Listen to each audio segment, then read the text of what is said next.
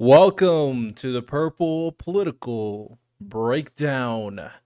There's a real rhetorical and political disconnect between our recruitment efforts, what our military is told, what our generals are told up until they reach a certain stratosphere, and same thing with what we tell the American people. And I think we just have to be honest with the American people. That's really the problem. Is we're telling the people of the United States one thing and we're doing another. We shouldn't be involving ourselves in these global issues if we're not even going to be around to kind of inherit that peace that we create. And then, when we kind of go away, what's going to happen? That's one of the problems is we did not equip well enough Afghanistan to handle our not being there, and then it just went away. It's very interesting that when other countries kind of perceive us as Americans, they also see us in like two different lights. They see us as gun crazy individuals who want to shoot everybody, like we were talking about, or people who want to make everybody trans. Do you want a great website like this? This is my podcast website where I direct the audience to come to watch the content, listen to the content, read the blogs, and much, much more. If you want to have your own customizable podcast website, then join my affiliate link in my description to sign up for something called Podpage, and they can help you customize an easy podcast website for your personal podcast. Sign up to get a discount now. Again, use the link in my description to join Podpage now. Are you enjoying today's podcast episode? I really hope you do. And I really hope you enjoy the fact that I have an amazing guest talking with me and having this great discussion.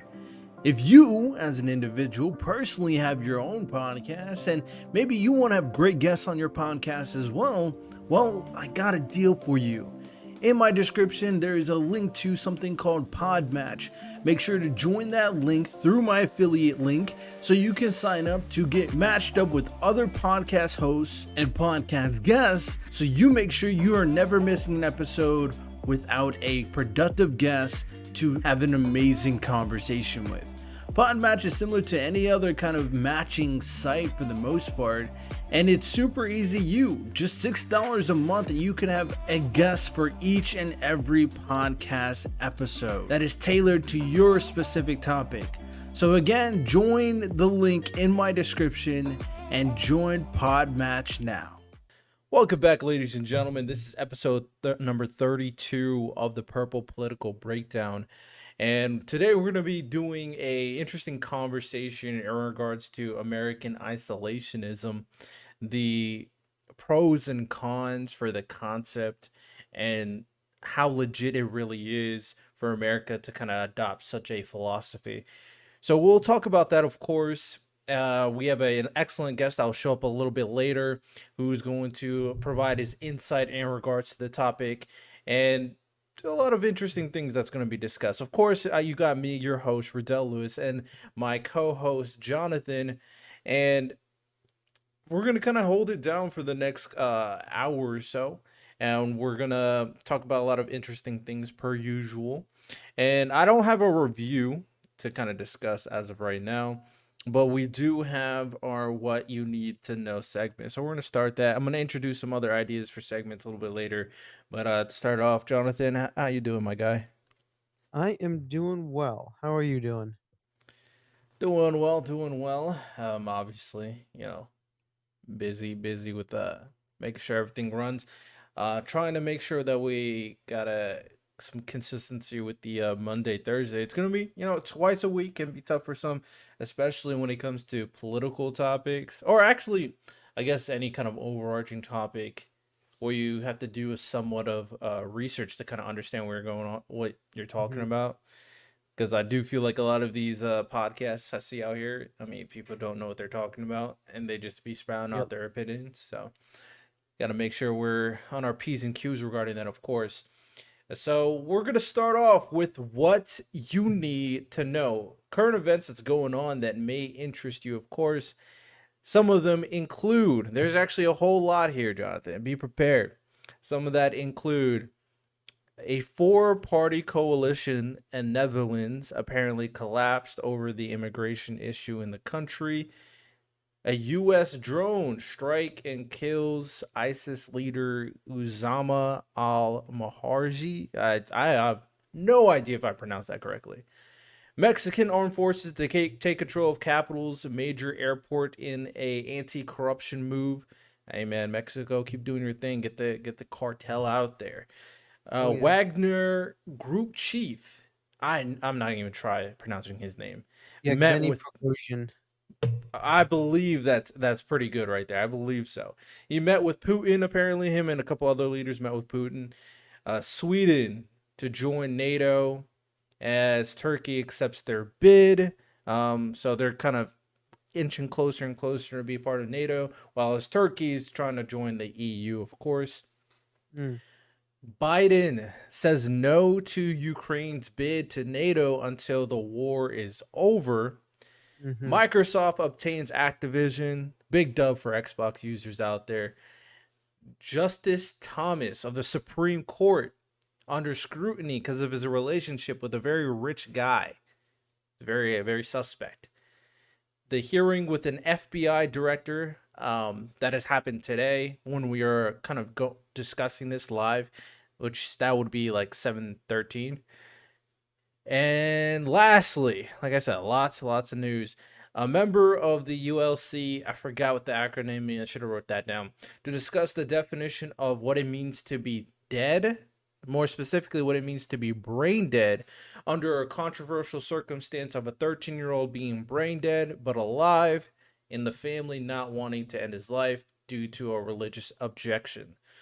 mm. So they're kind of trying to convene in regards to the topic itself, define what it means to be dead, so to speak, so this controversy doesn't happen moving forward. A lot of news, Jonathan. A lot of news. What do you think? News, love news. So I haven't been on my phone very much today. It was a very busy day at the courthouse. Lots of people to get through and technical issues. So, but I did hear about Ukraine not being admitted into NATO, which is a big thing because I know Zelensky was really holding out for that. So I had heard that. I know we were talking a little bit before about the FBI hearing, um, and also what is Activision? I don't know what that is. Oh man, this guy is a complete novice in the video game industry. Yes. Activision is a video game, from my knowledge, it's a video game corporation that has some of the more popular video games. Most specifically, probably the most popular would be Call of Duty, right? So Uh, they're the ones that are in charge of Call of Duty. Just because Microsoft is in control or in charge of all the franchises under Activision doesn't necessarily mean it's going to be console exclusives, which I'm mm, sure some PlayStation owners and maybe PC owners, but more so PlayStation owners are worried about because they care so much about this console war. But it'll be interesting to see what they do moving forward. I mm, would say Microsoft for the most part knows how to handle business, and I do think they're better equipped to handle multiplayer gaming versus Sony. I think Sony is more equipped to handle single player games, such as the God of Wars, the Spider-Mans, for example. So yeah, mm. that's what's going on regarding that kind of So video game console war. are you an Xbox or PlayStation guy or neither? We out here, bro. Okay, so that's an Xbox controller, yeah. Yeah, we out here. Okay. For sure. Let I me don't go grab my Wii remote real quick. So- I don't hold. I honestly, moving forward, I don't really care about the console war personally. At this point, I don't even play video games enough to actually care. yeah. But I will say that sometimes it can get a little ridiculous in terms of the console war. It's like there's an adamant hatred for someone who plays the other Mm, console. I think it's all fun and games for the most part, though. Xbox recognizes that they're kind of falling behind in terms of the console exclusives. But as long as I can play games that I want to play, then I don't play single player games anyway, so it doesn't really matter for me. okay. Gotcha. Yeah, What so did you find interesting? Oh, What were you about to say? I was just gonna ask what you find interesting in the current news cycle. So I watched the entire kind of FBI director situation, and Hmm. a lot of things come out of it that's very interesting for me. One thing, obviously, that was super interesting in regards to this hearing was obviously the fact that Republicans, for the most part, was attacking the FBI director, and then Democrats were trying to not really saving him per se.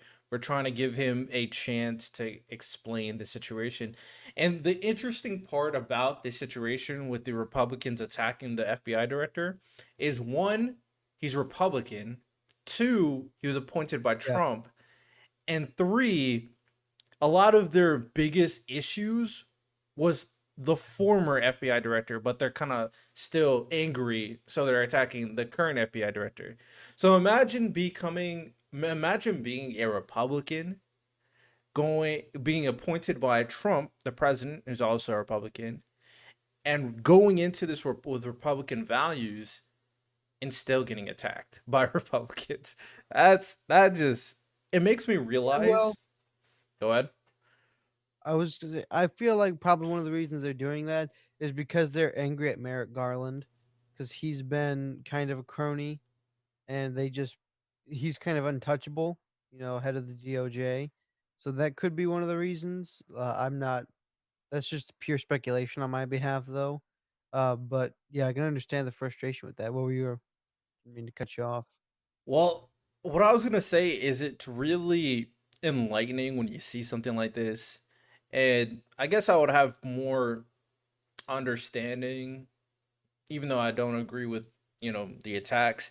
I would have more understanding if he was like a Democrat or liberal or supported Biden, but he doesn't in any way.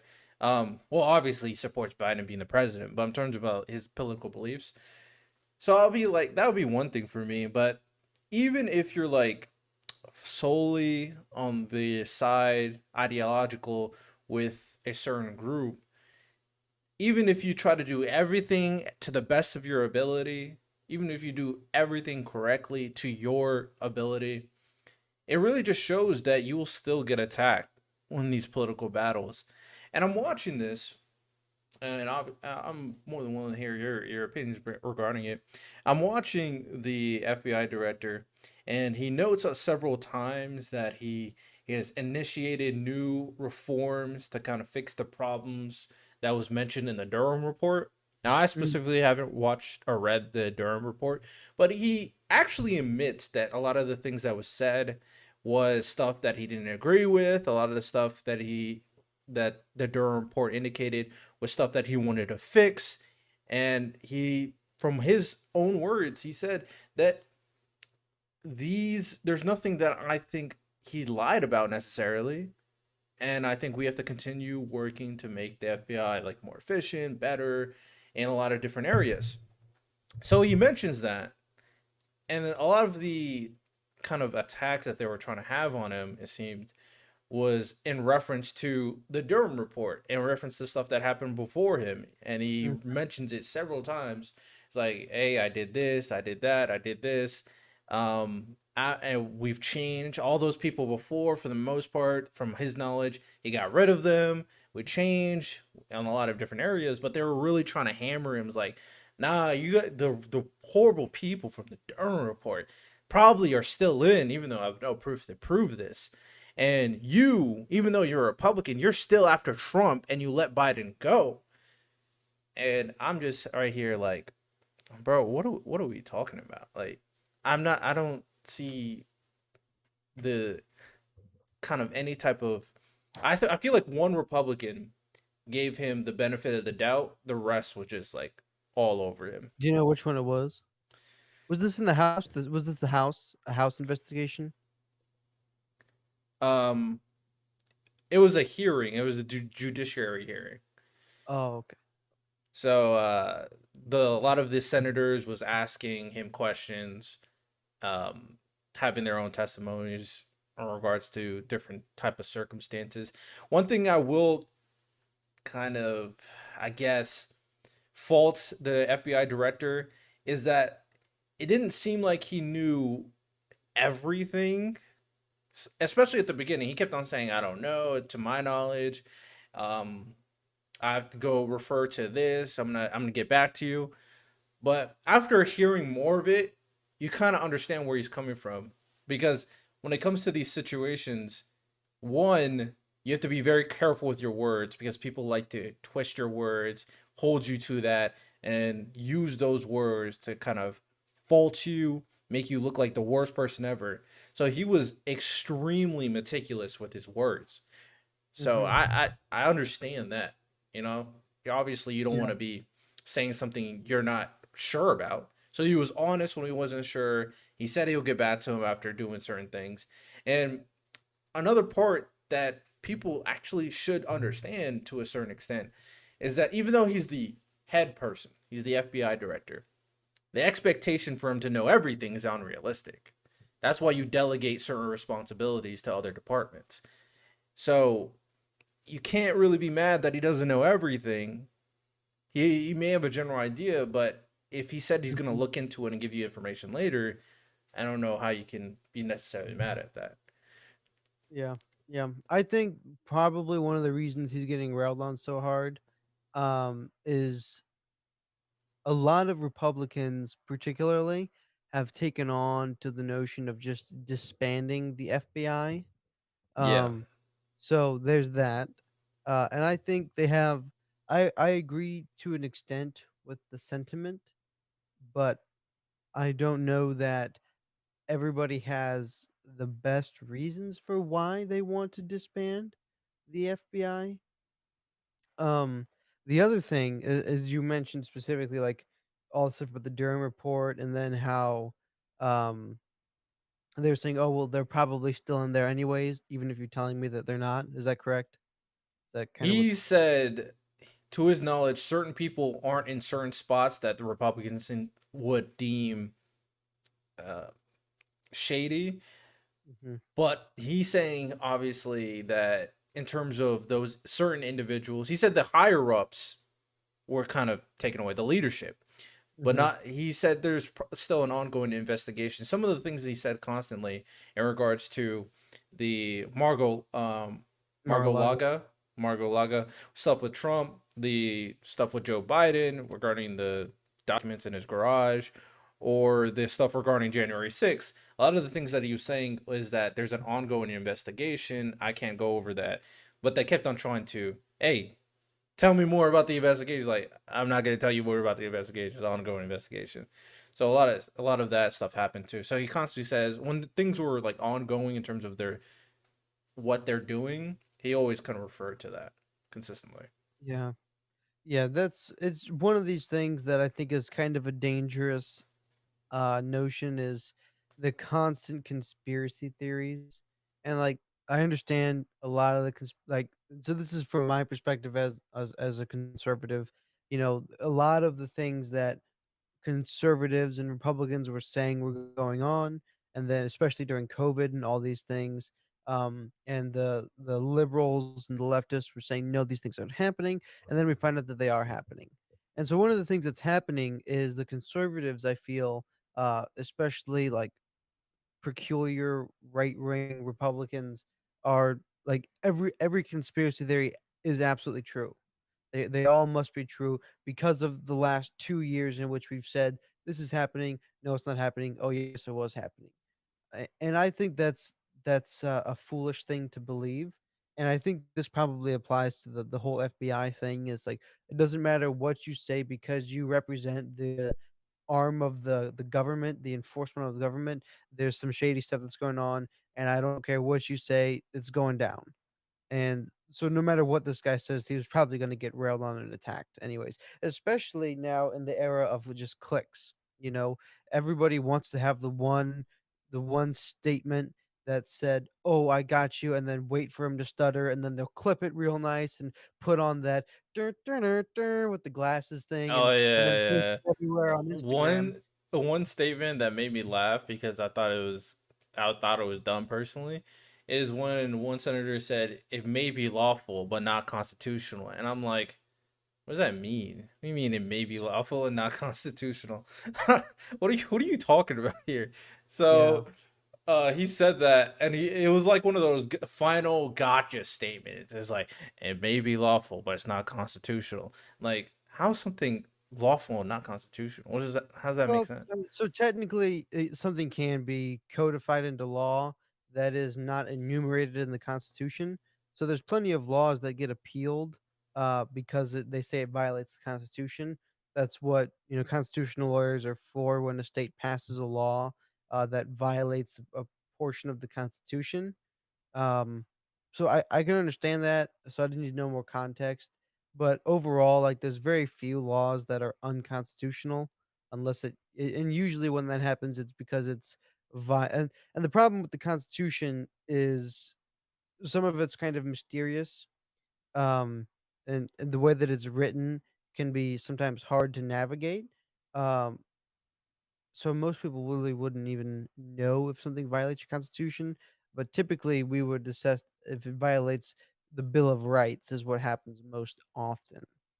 Yeah, I think for those situations, it's more so a interpretation thing because, like you said, Constitution can be very hard to interpret, or the different levels of interpretation can be vastly different. We've seen that time and time again for something like the Second Amendment and the word infringed, right? Um, I think it's either that or a situation where there's a misunderstanding in terms of what the law says versus what the Constitution says. So, in the circumstance when he said it, I think to kind of you go into the two big points that they were attacking. They were talking a lot of stuff, but from what I found, the two big points that they were definitely attacking was one, the FBI's investigation on Donald Trump and the Mar-a-Lago situation. Mar-a-Lago. Mar-a-Lago Yep. situation, all right? And two, the situation with FBI's influence on social media companies. Mhm. So those seem to be the two biggest things. And in terms of what he was referring to is the FBI's contact with the Bank of America, and apparently the Bank of America gave the FBI information, or was talking about giving people the FBI information in regards to like credit transactions, debit transactions, and weapons sales. Now, we didn't get the full context of the email because it was just one screenshot. And after seeing so many kind of like non contextual gotcha screenshots and all that stuff, I'm not going to make a full opinion without knowing more context. He did say he wasn't familiar with the email and he would have to look into it to see the full context of what is going on. But he says the conversation he was having with the Bank of America and social media companies like Twitter, for example, was all done very legally. It was all done very lawfully. One thing I wish he went into a little bit more in depth with was how the FBI suggested certain things to the social media companies, not outright dictated or enforced that they do something, but suggested something. And I wish they Yeah. went into that a little bit more and what he means by suggestions. I do, th- I do think there's an interesting argument behind the validity of the FBI suggesting certain stuff to the social media companies, not tell them outright, "Hey, I want you to ban you," but it's like this may be a threat, so look into that. So that one was a little. I wish they went into that more. As for the Mar-a-Lago, they really had no good. The Republicans had no good explanation in terms of Trump having these documents. That Yeah. the only way they combated it was like, but Biden, which I Well, which so I, I which can I'm not a fan of. so from what I've heard, I think I agree. It's like, "Oh, but he did this too." And there is something to be said, especially because like, this is the same kind of snafu that Hillary got in trouble for. But I don't wanna get into the this and that, but from what I understand, one of the strongest points for what Donald Trump did being legal is there is no technical that I know of, right? And what from what I've this is what I've heard. There's no like actual process by which one declassifies information when you're the president. You can just say these things are just declassified. So the problem is every single hour of Donald Trump has not been recorded. So he can articulate, oh yeah, those were declassified. So there's not like a way, and maybe I'm wrong, right? That's totally possible. This is simply what I've heard from certain people. Um, that is one thing that can be said for him. But whether or not he should have them is another argument entirely, and whether or not he should have had them at all, I think that's certainly not appropriate to just, have them at your house if these are in fact very important government documents. From what I've heard, they're actually not particularly important. Um, the problem with what everybody's saying that Biden did is he was never the president. These documents are alleged to be from when he was vice president, and the vice president has no ability whatsoever to declassify documents. Hence why most conservatives are upset because allegedly, from what I've heard, there is no formal process that Donald Trump can just there's nothing he doesn't have to sign, staple, print, submit to Congress. He can just these documents are now unclassified, which is why there's certain things that I think depending on like what area they fall in, like if it's CIA information, if it's that sort of stuff, that's a different story. But if these were under the authority of the president to classify and declassify, he can just say they're declassified. So, from my understanding, the counter argument and the Joe Biden and stuff, like I said, they said they were still investigating Biden and that situation. So, I'm not going to comment on that one. In terms of the Trump situation, the counter arguments that I've heard was that one, when Trump declassified, he was no longer president. And then the second argument that I heard, which actually the FBI director said, is that the locations that he put these documents in were not secured locations, and that's also a problem. So there's a special term he said in regards to what a secure location would be, but having it in your house just willy nilly in different areas, such as like the bathroom or the dining room, would not qualify under that, of course.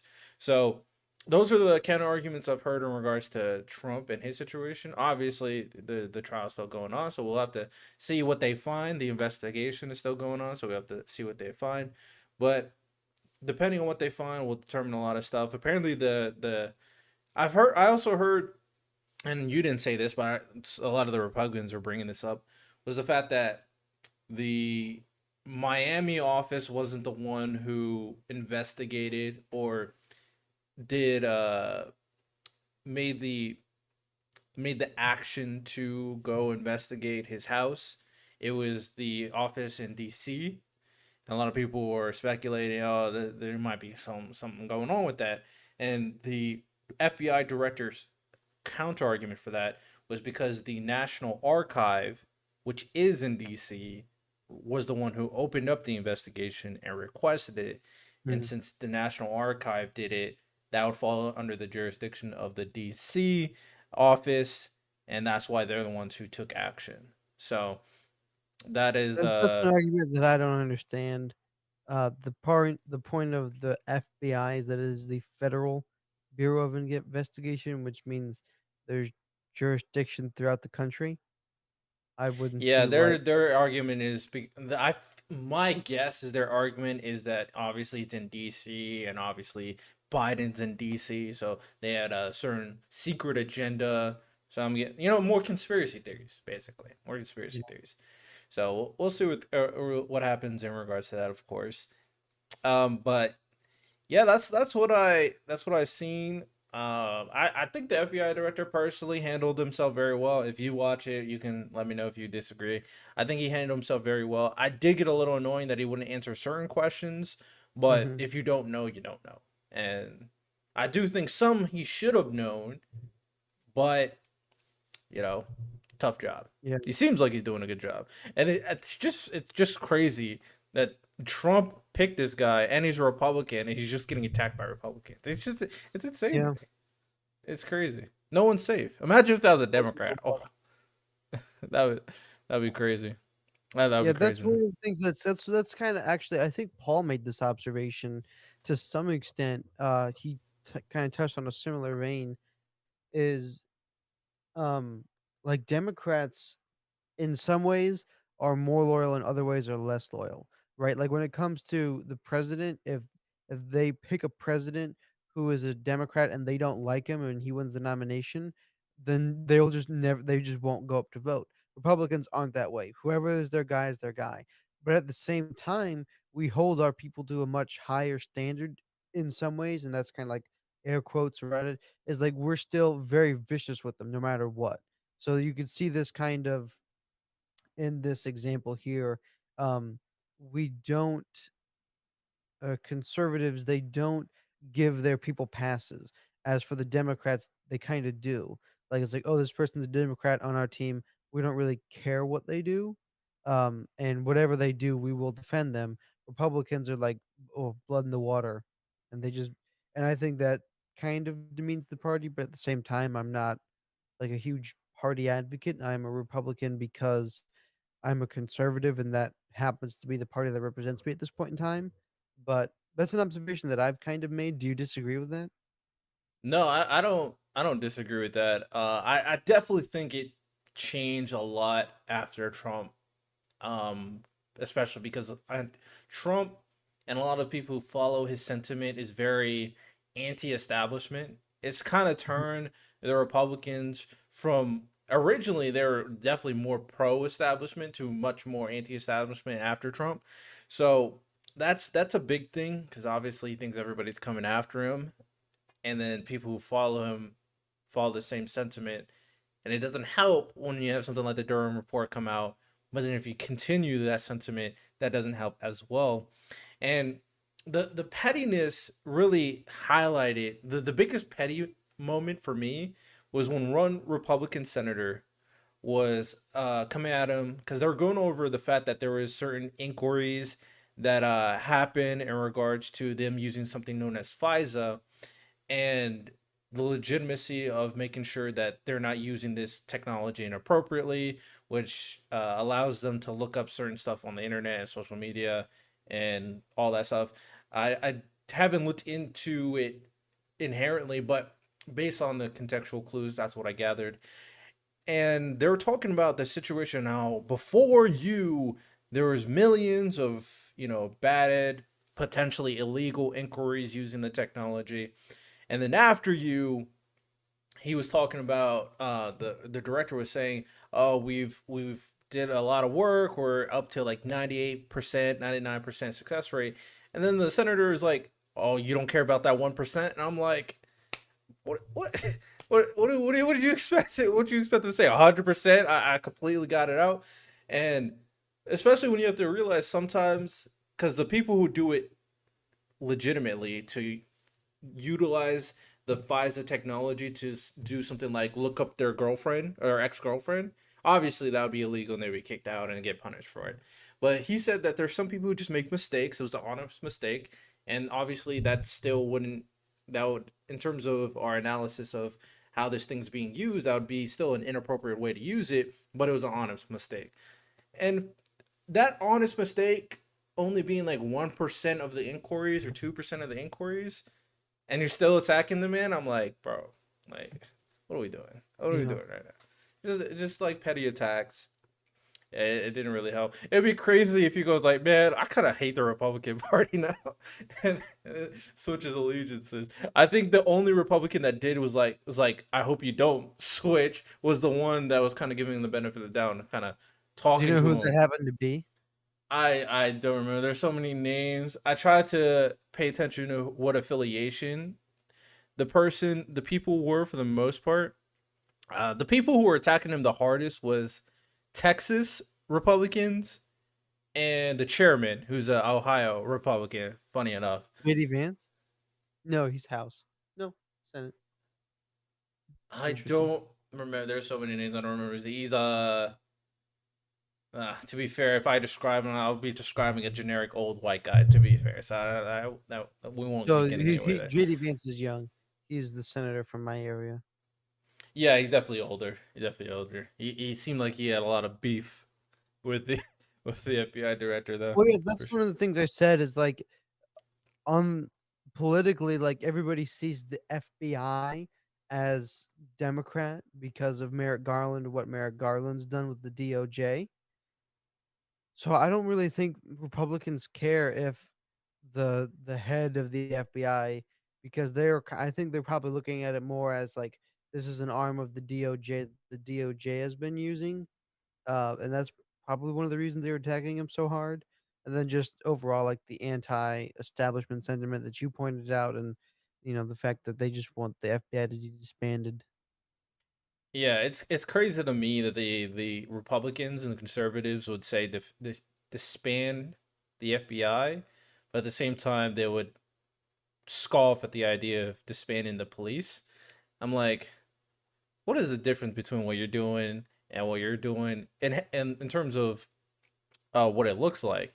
If we talked about the legitimacy and the efficiency of what the FBI does, and we've talked about that a little bit, Jonathan. It's an interesting conversation. I would say that the FBI, from what heard from what he said, there's a lot of good that it does in terms of anti-terrorism, domestic terrorism. There's a lot, and this is such a good point he brought up. There's so many actual terrorist attacks in terms of someone who's about to attack a certain group that they stop, but nobody hears about. Yep. Nobody cares about. You'll never hear that. And that's such a good point in terms of what they're doing that nobody knows about. They're only going to hear the stuff that happens that everybody hates, obviously, right? All the human traffickers that they uh, go against, and the horrible people regarding the pedophiles and stuff like that, and dealing with the fentanyl situation. So I would have to really look into the FBI's job and to see if there's really any agencies or departments that can take over these type of responsibilities. So I'd this have is to look my into that. argument for why the FBI should be disbanded. Um, and I'm not like all in like the FBI must be disbanded.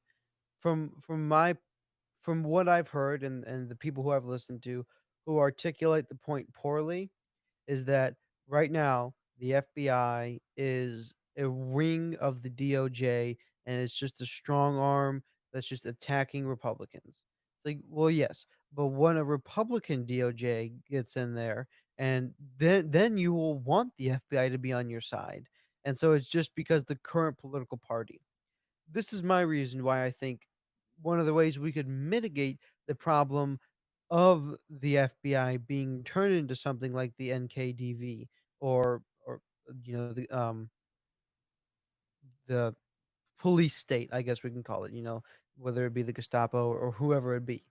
Because that's kind of what people are worried about, especially Republicans right now, because it's a Democrat majority party. The way that I'd see it is, like you articulated, the FBI has a lot of different departments. But in the federal, version, the federal branches of investigation and law enforcement, there's like 4 or 5 other agencies. And the FBI has a department that handles the same sort of thing as each one of those agencies. So, like, now even the IRS has an investigation wing. The Border Patrol is the Border Patrol, and they have an investigative wing. The ATF is inherently a investigative wing, so is the DEA. And so each time when one of those agencies gets involved, the FBI is typically also involved. So I don't see the necessity to have that centralized, unified, um, investigative branch, the FBI, when we have other agencies that are not as well funded, that are much more specialized and localized. And so we can get rid of the FBI and take those agents that are doing the similar jobs, take the allotment of money that is given to the FBI and allocate it out to the more specialized and more. And then there's, of course, the Secret Service, which is the other one that I forgot to mention. And so we can take those people, and because the FBI has departments in each one of those categories, take those resources, take the supplies, and get something less centralized. So then we can mitigate the problem of a central kind of police state wing, and we won't lose any of that thing because there's already so much overlap in the FBI. And I'm not particularly sure if there's a particular anti-terrorist organization other than the FBI, that's something that someone like the DEA or probably more like the Border Patrol could handle very, very easily. And that's my argument for why we don't necessarily need the FBI. Like, I'm not one of these, "It must be Well, disbanded." I can't say the Border Patrol, or I don't even know about the DEA either, because they also count in domestic terrorism. So that would also indicate like Yeah, hate crimes and stuff like that. yeah, Would also have to yeah, encompass but that. the Border Patrol is primarily concerned with people getting into our country, right? So then, I mean, obviously, terrorism has to happen in our country, and they would have to cross the border to get in, or they're The domestic what terrorists. what I'm Completely saying, different. yeah, domestic terror is a completely different thing. I Yeah, definitely I see what you're saying. I think there is a valid argument in the sense that having an overarching branch that's kind of looking over everything has a lot of value. I And mean, crap, even the United States Postal Service has an investigative wing. yeah, it's good. There's It's so good many that investigative wings. it's good that there's so many layers to it. I think the problem obviously comes in when you have a biased FBI leadership that kind of just listens to what the executive branch is saying. I think when that happens, for sure. But in this situation, where it seems to me, from what I've heard, and I could be wrong, it seems to me, considering the situation, that this is probably should be one of the more unbiased circumstances you could ask for the FBI, considering it was chosen by Trump. He is Republican, and a lot of his values kind of align with Republican, and he's looking at things. See, for me, it seems like he's looking at things very objectively, and Yeah, it's always tough when it comes to a leadership because you always have to rely on leaderships to be objective. They should, for the most part, mostly be objective. But if we have a truly objective FBI, then they would honestly be the best ones to kind of handle these circumstances, and they would be the best ones to kind of alleviate any type of innate bias with any of these agencies within their organization, right? So yeah, yeah. it's I think it's a tough situation. I think one of the reasons that we still see this partisanship, and the reason that we still perceive the the FBI is because of the DOJ and because of Merrick Garland, and the decisions that he makes have a trickle down effect. Because obviously the FBI reports to the Department of Justice, which oversees a lot of these things. Which is another way that you could articulate a counterpoint to mine is like, well, these still some of these fall into other categories, but some of these agencies still fall under the DOJ, which means whoever has the DOJ can still, obviously has the ear of the president, but also all of those who run each individual agency as well. Yeah. Might talk about it a little bit more depth in a different time. Talk quite a bit about the hearing. Like I said, Jonathan, if you check it out, it'd be very interesting. And it's interesting that Republicans are attacking Republicans with the FBI director, but the same thing is happening on the left. One thing that I want to start introducing for people, ladies and gentlemen, is that I want to start introducing uh, different subtopics.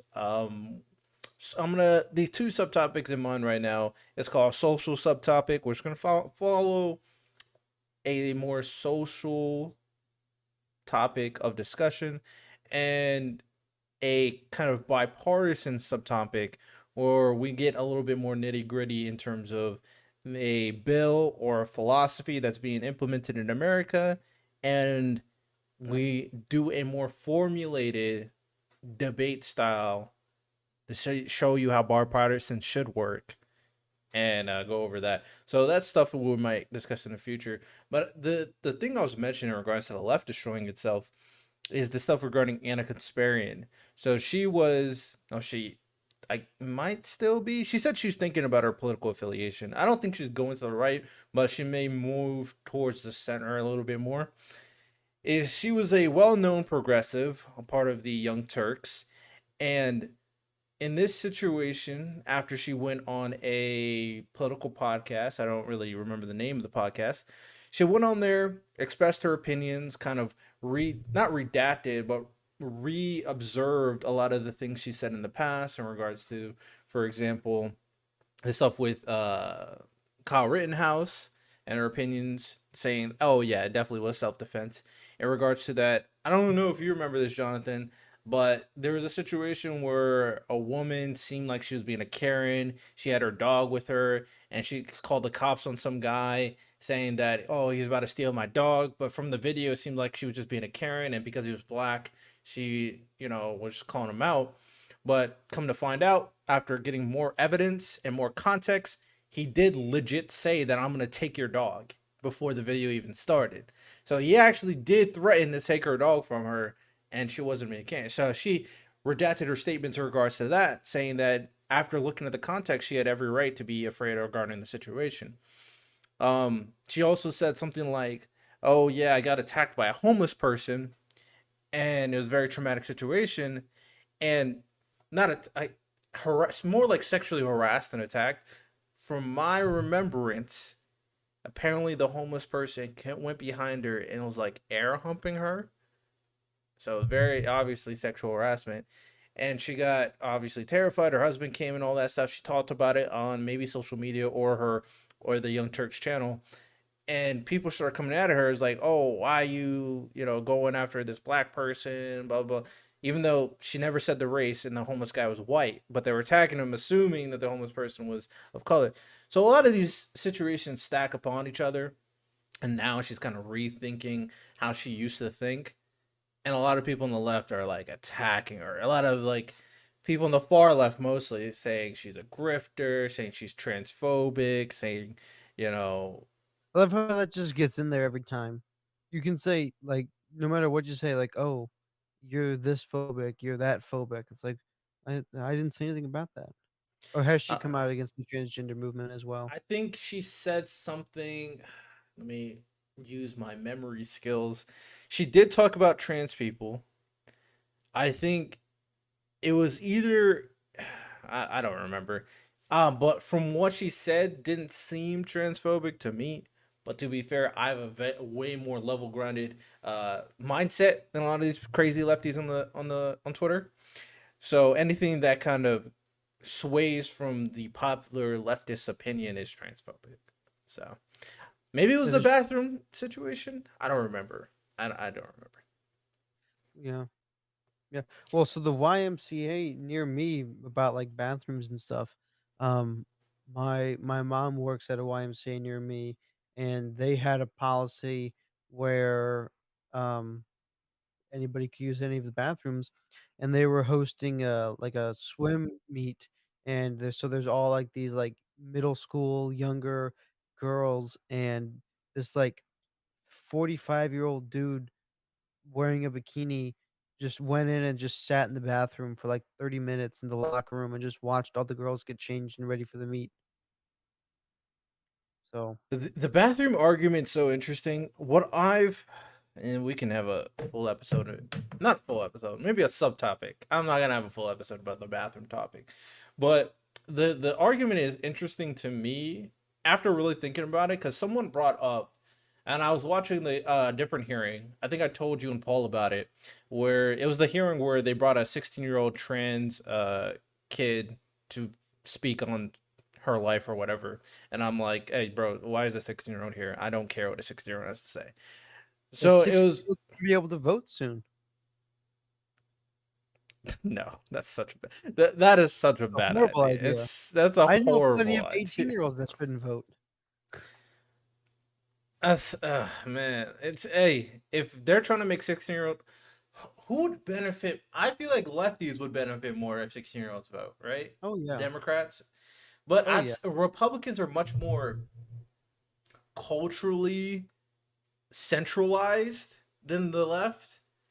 But in general, I feel like the left would benefit more. But anyway, so back to my point. So when I was hearing one thing about there was a situation where there's an all female like trauma center, and it was for women who've been sexually harassed, assaulted, or whatever, and it's only for females. And there's a situation where a trans female went in, they're like drunk or whatever, very still looked very masculine, and they kicked him out, her out. I'm about to get canceled just for that, just for the pronoun right there. But they kicked the person out, and the person got very angry and wanted to sue and all that stuff. And what it made me think of is I do think there's a legitimate context behind this conversation. I mean, I think the best answer is like have a trans specific place, but if for some reason you can't do that, that you can have a trans specific Well, bathroom, well, even that would be tough because trans female and a so trans male being in the same bathroom is I will also tough. articulate the point that I've heard on why that wouldn't work. Okay, trans women are women. Therefore, if you make a trans specific bathroom, you are inherently admitting that they are not actually women, which I happen to believe is true. So the very nature, this is the same problem with like trans only sports, and there's other like physiological issues with that as well. But by giving them a trans person bathroom, you are taking away their quote unquote what rights, because they identify and are, in their minds, actually women. So if they make a trans specific bathroom, all of the trans people will be upset, which is why a lot of the Democrats say no, that's not possible, and it's usually centrists that recommend this as a good alternative, as oh, just make trans bathrooms. But the conservatives will say no, they're not women, or if it's a male to female, they're not women. Therefore, they are still men. Therefore, they still have to use the men's bathroom. But the Democrats are saying no, no, no. These are women, therefore they have to use the female bathroom. And if we give them a third bathroom, it's just going to turn into the family bathrooms that already exist in many places. And that's where I would go, because there's not going to be anybody in there. Because all the conservatives will say no, they got to use males. All the Democrats will say no, they have to use female. But the one people that will certainly not use it will be the actual transgender people, because they're going to go into the one that they identify that they actually are. Yeah, I for sure heard that argument. I don't care about that argument. I think for the Fair enough. most part, once we I'm not going to go into who's actually a woman or who is actually a man. One thing we do know is the word trans is in front of female and the word trans is in front of male. So inherently, even by the namesake, it's different. But I think something important to consider, I think a better argument is that we wouldn't have to create one bathroom. We would have to create two bathrooms, two additional bathrooms, logistically. And the reason why is obviously because trans females and trans males aren't the same at all. So having a bathroom for both of them would be, to be fair, very, very weird and awkward. Having a trans female specific bathroom, having a trans male specific bathroom is the only way you can truly go about that situation. And the logistics of having four bathrooms and potentially a family bathroom can be tough. I'm not going to get into the economics behind that. For me, from what I determined personally in regards to these like female specific areas or male specific areas, is that there's a lot of context behind this circumstance that I feel like can be considered. In a situation where, for example, there's like a female trauma center, but a trans female really wants to get in there for their own personal trauma, I think there's a legit argument that can be made is as long as you pass extremely well, then you should be allowed to use said space.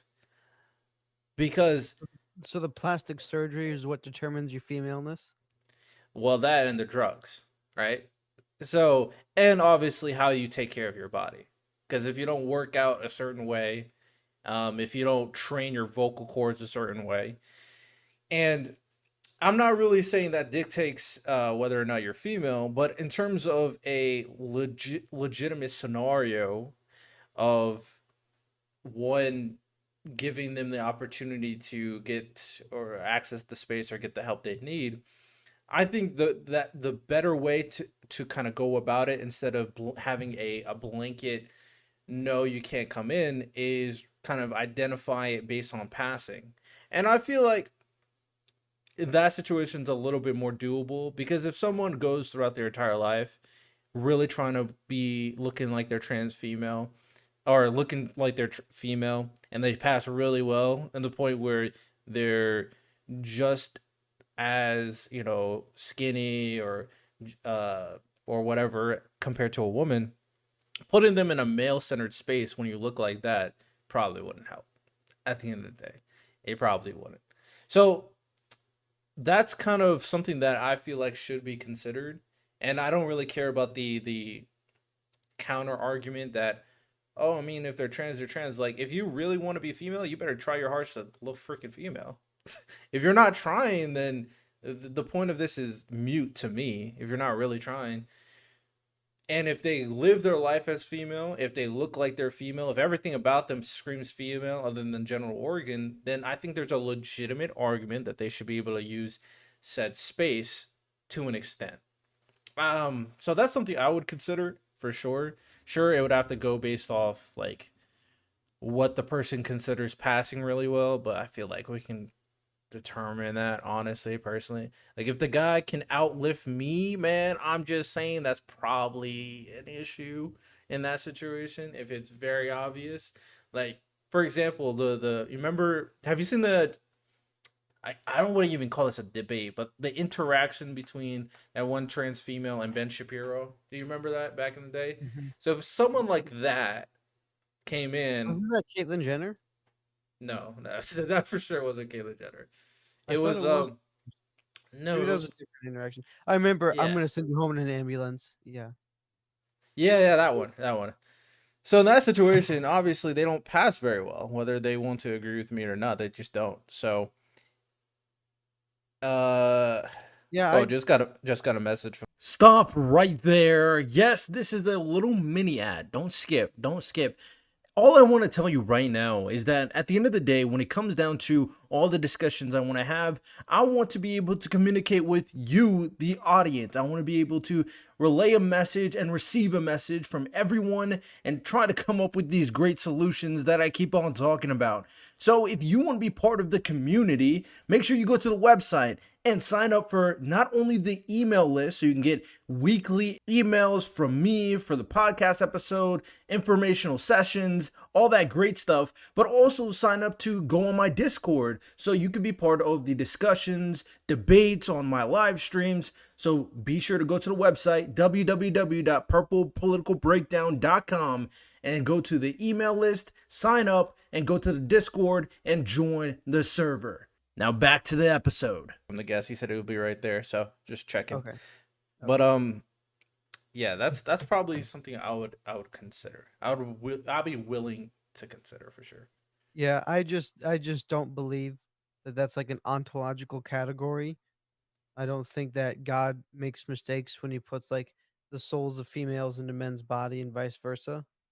So I don't like I have all the sympathy in the world with someone who has gender dysphoria that's something that's in the DSM-5, even the newest iterations, they still have it in there as a malady of some kind.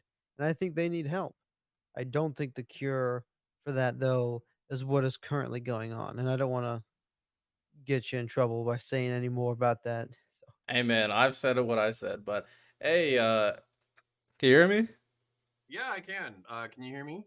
Yes, we can. How's it going, man? Pretty good, pretty good. Are we live yet? Yeah, we're live Okay. discussing. Literally, I'm getting a business call literally right now. Can I just mute myself and be right back? Hey, you're fine, you're fine. Um, Thanks, Kate. but when it comes down to, I see what you're saying in terms of the ontological argument, and I'm fine with you having that opinion for sure. The I guess the thing is, and it kind of coincides with a different type of argument in terms of how much we should configure society to make sure we're helping the mentally ill and Mhm. the especially the ones that man, the conversation of like the people who their brains get completely transformed, and this is typically due to some type of childhood trauma. So it's not more than likely, from what has been found, for not even trans people, but also people who are like trans-abled, or I'm gonna stick there. I don't want to talk about the other ones, but those people usually kind of come into their mindset based off some type of childhood trauma to a certain extent, and the only solution is to kind of have them live out their experience. There's really therapy and all that stuff tend to, or drugs tend to not work. So I'm also sympathetic. I would say trying to make it, ah man, this gonna get people So upset. Trying to make it normalized is questionable, but I would say so you always what have to be I'll sympathetic to these I people. could we could do a whole episode on this topic that I don't know if you want to do because of obviously this is a not a Nah, very I don't care about getting canceled, bro. We okay, do what we gotta do. but there's so much. Have you ever heard of John Money? I've heard of John Money and the other one that was The other very one is Alfred central. Kinsey. Yeah, yeah. Not gonna lie, the only way I've heard about them obviously was from the "What Is a Woman" documentary from Matt Yeah. Walsh, and I don't think there's any excusable actions you can have for these two individuals for sure. Yes. And so those studies that they did, and I did my own research into this, and I've read other books about it. But their research, their patently fraudulent research, is the research that is still cited today. Last year, they erected a statue of Alfred Kinsey at a famous gender study in Indiana University. Their research is the research that's still cited for all the stuff about brain transformation, about trans people. That is they cite their research still. That's the only research that they actually have. There's one other study that they'll cite that came out in either 2021 or 2022 that they cite as like, "Oh, this proves gender affirming care." But it's like there was like 20 people in the study, and I believe 6 of them dropped out within 6 months. And this is the long-term study that they cite. And it was like maybe 30 people tops. But even 100 people on this issue is that's not a big pool of research, let alone when like 6 of them drop out within the first 6 months because they already regretted their transition. So there's a whole host of methodological issues with the research that they do. Um and so, yeah, I'm not convinced that even like, obviously, there's famous research that shows, like, people can implant memories into your mind. So, especially when you're younger, you can make yourself remember events that actually never happened. I forget the lady's name, but there's a famous psychologist that did that very thing. It was Elizabeth something. But I think in a lot of areas, this is kind of what happens is these young people are very uncomfortable with their age, with the way that their bodies are changing, and then they see on social media all of these very negative things, and then they kind of create memories for themselves that like, "Oh, well, you know what? I always kind of did feel like a guy. I was always tomboyish. I was always this sort of thing. I was always that sort of thing." And now I'm in this area where all of these hormones are being flooded in my body, whether it's a boy or a girl, and then they're seeing this as a plot. And the more and more this becomes mainstream, the problem is the more and more this becomes a plausibility for certain people, let alone a lot of the breaking news that has been coming out with clinics that are saying that they don't do this to minors, but actually are. It just to me, it's very worrisome, and to me, the solution is not just let them live out their experience because, we can talk about the suicide rate of these people as well, who realize later on, like from the one long-term study that actually was done, 10 years is when they begin to most regret their transition. 10 years after the surgery. So 10 years down the line is when all the issues are really going to start accumulating. So I'm gonna say two things, and obviously we're not gonna focus on it too much. We'll have a full episode about it at a different time. But the first thing is that when it comes to the gender study situation, obviously the two scumbags are scumbags. But when it comes to the gender studies research in terms, and it's more specifically the conversation is revolving around the young, I think most people will agree that it's relatively non-conclusive. I mean, a lot of European countries decided to kind of stop in terms of their care until they get more research on the subject matter. For 100% certainty, I think a lot of these institutions say surgery should be an absolutely no. It should never be a situation. The gender affirming care is a lot more nuanced, but the research is not definitive. So, I definitely see what you're saying in regards to that, for sure. My thing is I don't really care about the social media trans people, um, because there's a lot of things in that situation that's very complex, and a lot of it affirms. And I don't even the memory situation. I do think there's validity behind that, but I don't even think it's necessarily a memory misremembrance on who you are. But I think honestly, when you're that young, you're not really sure what you are anyway. And the problem is anytime where you kind of toe the line of tomboy or tom girl, there's certain types of affirmations that you are that thing, and that affirmation is not healthy, right? So, I when it comes to social media, I don't think it's really Well, healthy so one of the for these. problems, I think one of the reasons they articulate the problem with the late onset gender dysphoria, which happens with social media, is typically those people will go on to maybe not get surgeries, but at least take the hormone stopping, the puberty blockers. And certain of those puberty blockers are chemicals used to chemically castrate sex offenders. Yeah, a lot of the research on that as well is very non-conclusive as well. So I'm not I would never give my kids allow my kids to take drugs like that. There have been some arguments that it is reversible, but it's a It's very very touchy it's a very I'm with not giving kids drugs. I think most people in America is with not giving them surgeries. Gender affirming care is a little bit more interesting, but I think for the most part you gotta you have to let kids live and then decide what they want to do when they become adults. If they want to be X, Y, and Z, then go ahead. I mean, you're an adult. I don't really care. Um, but yeah, I think for the most part, like I said, we could dive into that a little bit more in the future. Let me check on the guest. He got a work call, so I don't know what's going on with him at the moment.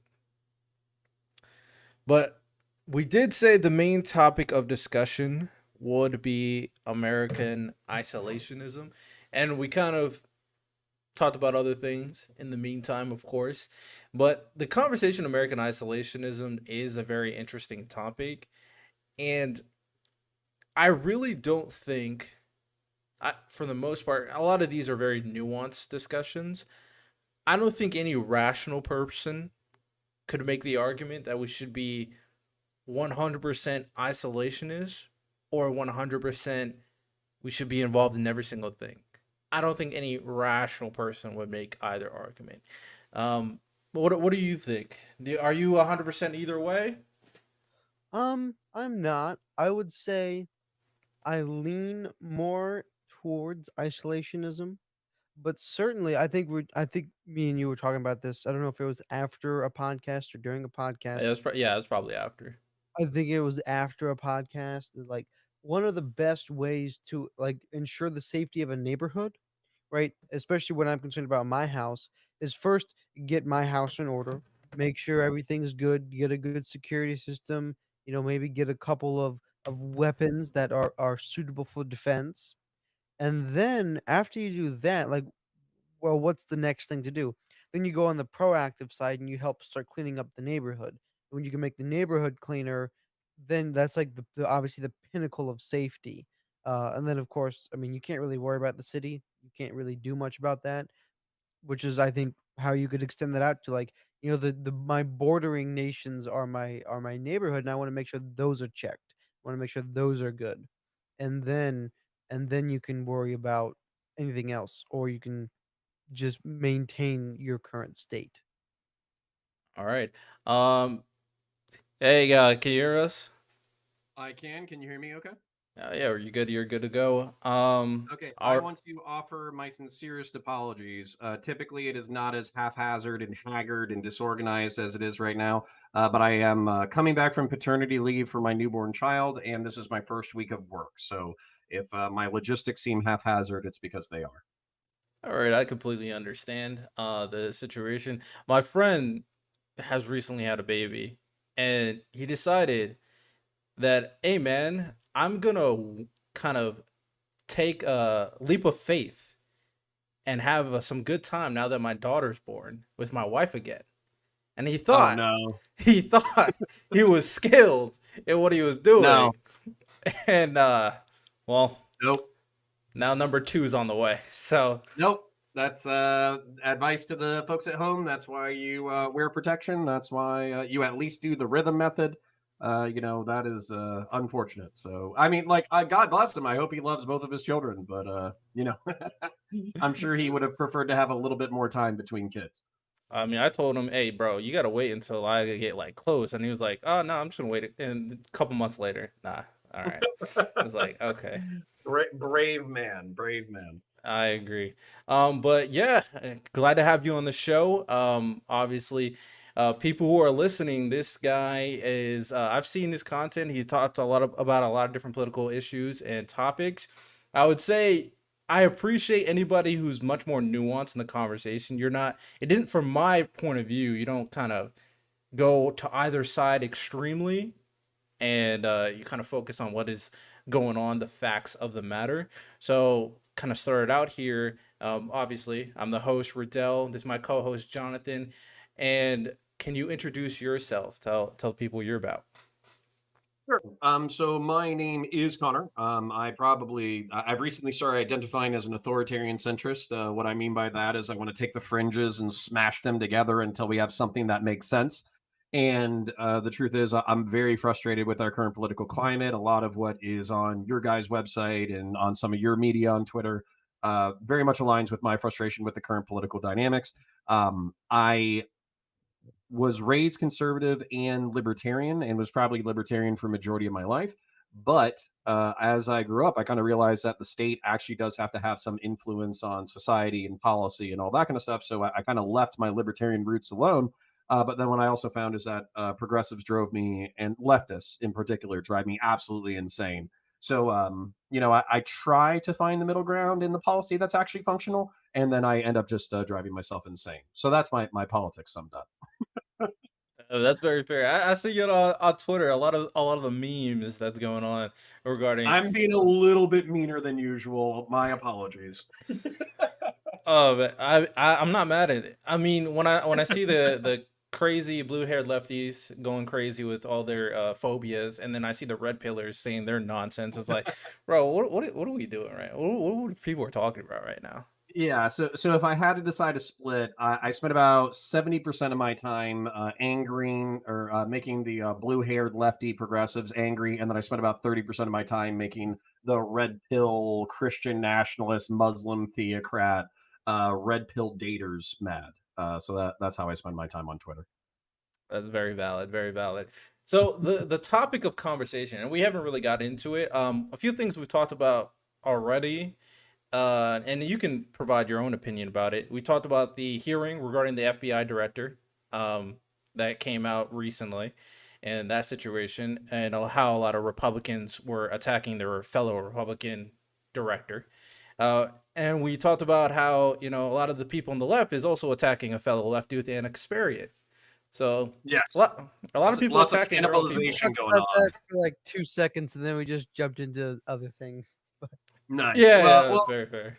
well. I think these subjects are aligned in the fact that it's political cannibalization of people who aren't like orthodox, people who don't believe every single party line.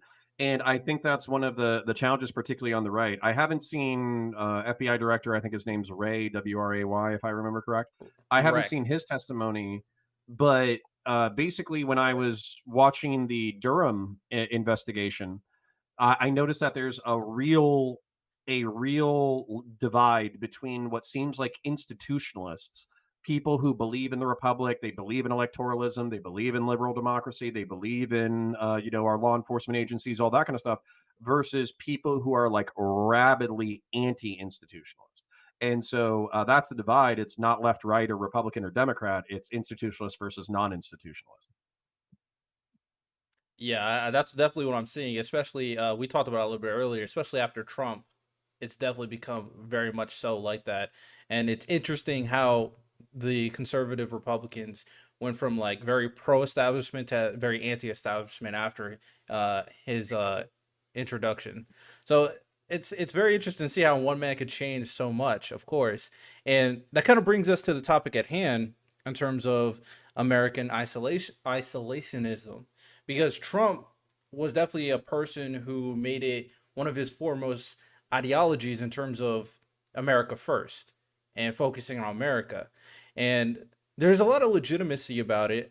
Me and Jonathan were talking about a little bit what we think about American isolationism. I think for the most part we can agree that if you're 100% either way, you're kind of insane. But let me hear your thoughts about American isolationism, of Abolitionism. course. Yeah, and I do have to grab a baby, so you're gonna have to pardon one more interruption in a second, but I'll give you a rant. That way you can digest it, and then I'll go pick up the baby. What I would say is I'm absolutely not a globalist. I think that what people kind of identify with globalism is that you are subsuming the American national interest to the global polity. You're not actually serving American working class and middle class folks. You'll gut the industry inside the United States in order to make profit for the international corporations that profit the most from globalism. And as a result, I think they become reflexively isolationist. That being said, I think that the American economy and the American empire, as I would describe it, is completely reliant on an international order, at which point it is the hegemon. So we benefit from cheap avocados, cheap electronics, cheap processors, all that kind of stuff. So we have to maintain our empire to some degree. So what's the balance between these two? Because of course I'm a centrist. It's internationalism. It's we are a nation. We have an identity. We have a public interest. We have a people to defend. And it's our job as a nation and our leaders to negotiate our interest in line with other nations to find a mutually beneficial thing that doesn't sacrifice our well-being for the global order. All right, And I'll excellent. be right back. I'm going to grab a newborn child and put him in a rocker. Gotcha, gotcha. So there's three prongs I want to look at this topic of discussion. Morally, politically, and economically. I think a lot of them have innate value in terms of kind of discussing the topic and to figure out where exactly people should align in terms of America's involvement at the international scale. So the first one that is interesting is politically. And what I mean by this is obviously America's influence in all the other countries. What I mean by this, obviously, is their relationship with other countries. When it comes to conflict, that's also very much important in this discussion as well. So I guess, Jonathan, I'll start with you. What do you think about America's involvement with other countries in terms of being the international power versus isolationist? What do you think America's role should be politically, global, nationwide, or worldwide? So I think that All right, sorry about that. Just trying to balance 10 responsibilities at one time, and it's working out great. I get it. No worries, no worries. no Yeah, so we're problem. discussing the three prongs here: America isolationism in terms of the moral aspect, the economic aspect, and the political aspect. And right now we're talking about America's involvement internationally in terms of their political influence. And Jonathan, go ahead. Let me know what you think. I think that there is some. I think he made a good point. I think in some regards you can't separate economics from politics, and we do have an obligation, I think, to ensure our own best interest. And so when you want to do that economically, you kind of have to do it politically, right? Because you kind of have to smooze, ambassadors and other foreign heads of state. But we also should, I think, because we benefit when we have similar minded nations that are also open and take similar approaches that we do. Obviously, we've been doing trade with China to a certain extent, and obviously they're not very politically similar to us. But in other regards, we do a lot of other good trade with other nations that kind of are similar. We kind of stuck with Russia and China because of their size and scope and power. But if we can get them more on board with our politics, I think we could have an even better relationship with them. And so I think in that aspect, politically, it is prudent to do deal with them, to do business with them rather, and kind of influence them as best as we can. Yeah, and that's the belief, or at least I think that was Nixon's gambit, which unfortunately I'm not a huge fan of, which is that he believed that economic and social liberalization, allowing China into the fold, which I guess at some point you really can't deny them anyway. So maybe he was just being realistic. But basically, with sorry if you hear a baby crying, I'm going to try to cuddle him. But basically, like the gambit has been, they become a dystopian nightmare now with a market economy. So that's pretty rough. So economically, I do think it's interesting, but when I'm focusing on politically in terms of America's influence, I definitely think keeping good relationship with ambassadors is obviously important. But I guess my focus is really so when it comes to these relationships, is when should we get involved when conflict has arisen? Because in this, the perfect example is something that's going on right now when it comes to Russia and Ukraine. And obviously, we want to keep good economic relationship with someone like China, but even they have potential interest in going after Taiwan. And with America and its influence, one thing that we do know is obviously we're the strongest military power across the entire globe, and we are the people that all the other countries look at. Counterpoint said, we are the hegemon of all what is going on in terms of international interest, international conflict. So with a role like that, especially if you want to keep that level of influence and power, that levied responsibility across all nations, is it our duty, so to speak, especially with our allies that are part of NATO, is it our duty, and obviously we know, like, if NATO gets attacked, we obviously will get involved, but in terms of other allies, or even your own personal opinion, is it our duty to really protect our allies politically and in conflict when circumstances like a Russia invading Ukraine or China invading Taiwan are stuff that is about to happen? What are y'all thoughts There's about that?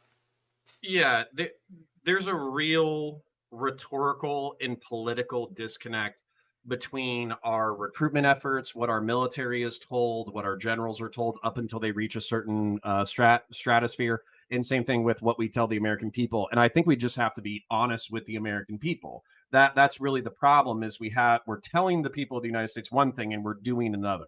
So when we're growing up, we're told, oh, America's the good guys from World War II, and we came too late to save the Jews, but obviously it was vindicated that we got involved and we fought pure, bordering irrational evil when it came to Japan and Germany, and then like Russia, maybe we were a little bit too mean to leftists, but ultimately communism, authoritarian communism, was dystopian nightmares that are worse than American dystopia. So screw those guys too. And so we have this whole like really broad narrative of the United States national interest coming onto the global stage and then vying for its own influence. But I would say probably since the 70s and 80s, we've had like a international economic liberalization with the collapse of the communist shadow, the collapse of the communist empire. And so as a result, we're no longer serving just the American interest. We're serving the global capitalist economic interest. And so I think it's not as sexy to tell 18-year-old kids, hey, you're not signing up to protect truth, justice, in the American way, apple pie, whiskey, and strippers. What you're actually protecting is the right of McDonald's to build franchises in Oman and Iran. So that's like what you're really protecting with the American military interest. So I think if you're honest you'll probably have a less motivated military because they're not fighting for truth, justice, and the American way. But I think you'll have a more honest military with people who know what they're doing, which is holding together a global empire. Jonathan, you want to add anything? No, I think it's pretty good. Yeah, I I definitely agree. When we talk about economically, I'm much more. I lean more isolationist when it comes to our economic influence. I do think obviously a lot of things that were said in terms of making sure we have good relations with our trade partners is important. A lot of people say that despite America's best efforts, maybe decades down the line, China's economic influence will equal America's. So we're gonna have to see how that kind of works out, especially if we don't establish good enough relations, how that works out with China really creeping up on us economically when it comes to their global influence. But I definitely am in the spirit of focusing on a lot of more homegrown jobs and industries getting popped up. I've heard arguments that the best way we can go about this is kind of talking about creating technology revolving around cars, obviously, AI technology, which is booming. Elon Musk decided to create AI too, so everybody's creating AI. So more jobs to create AI is obviously there. I've heard some arguments in terms of making sure we have proper technology in regards to 5G networks and creating more jobs regarding there. So I'm all in, especially since we won't have to be so reliant on China if we create more of these jobs to create more, manufacturer jobs, create more jobs in general at home and our nation's soil for the people. And obviously, when it comes to trade and everything, we want to keep those relations there. But if we're honest with people and we tell people that, hey, yeah, you're probably going into things at the interest of a lot of these corporations more so than not. I definitely see the honesty being important, but at the same time, I would be very unsure in the cooperation of the people if they hear something like that that's told to their face.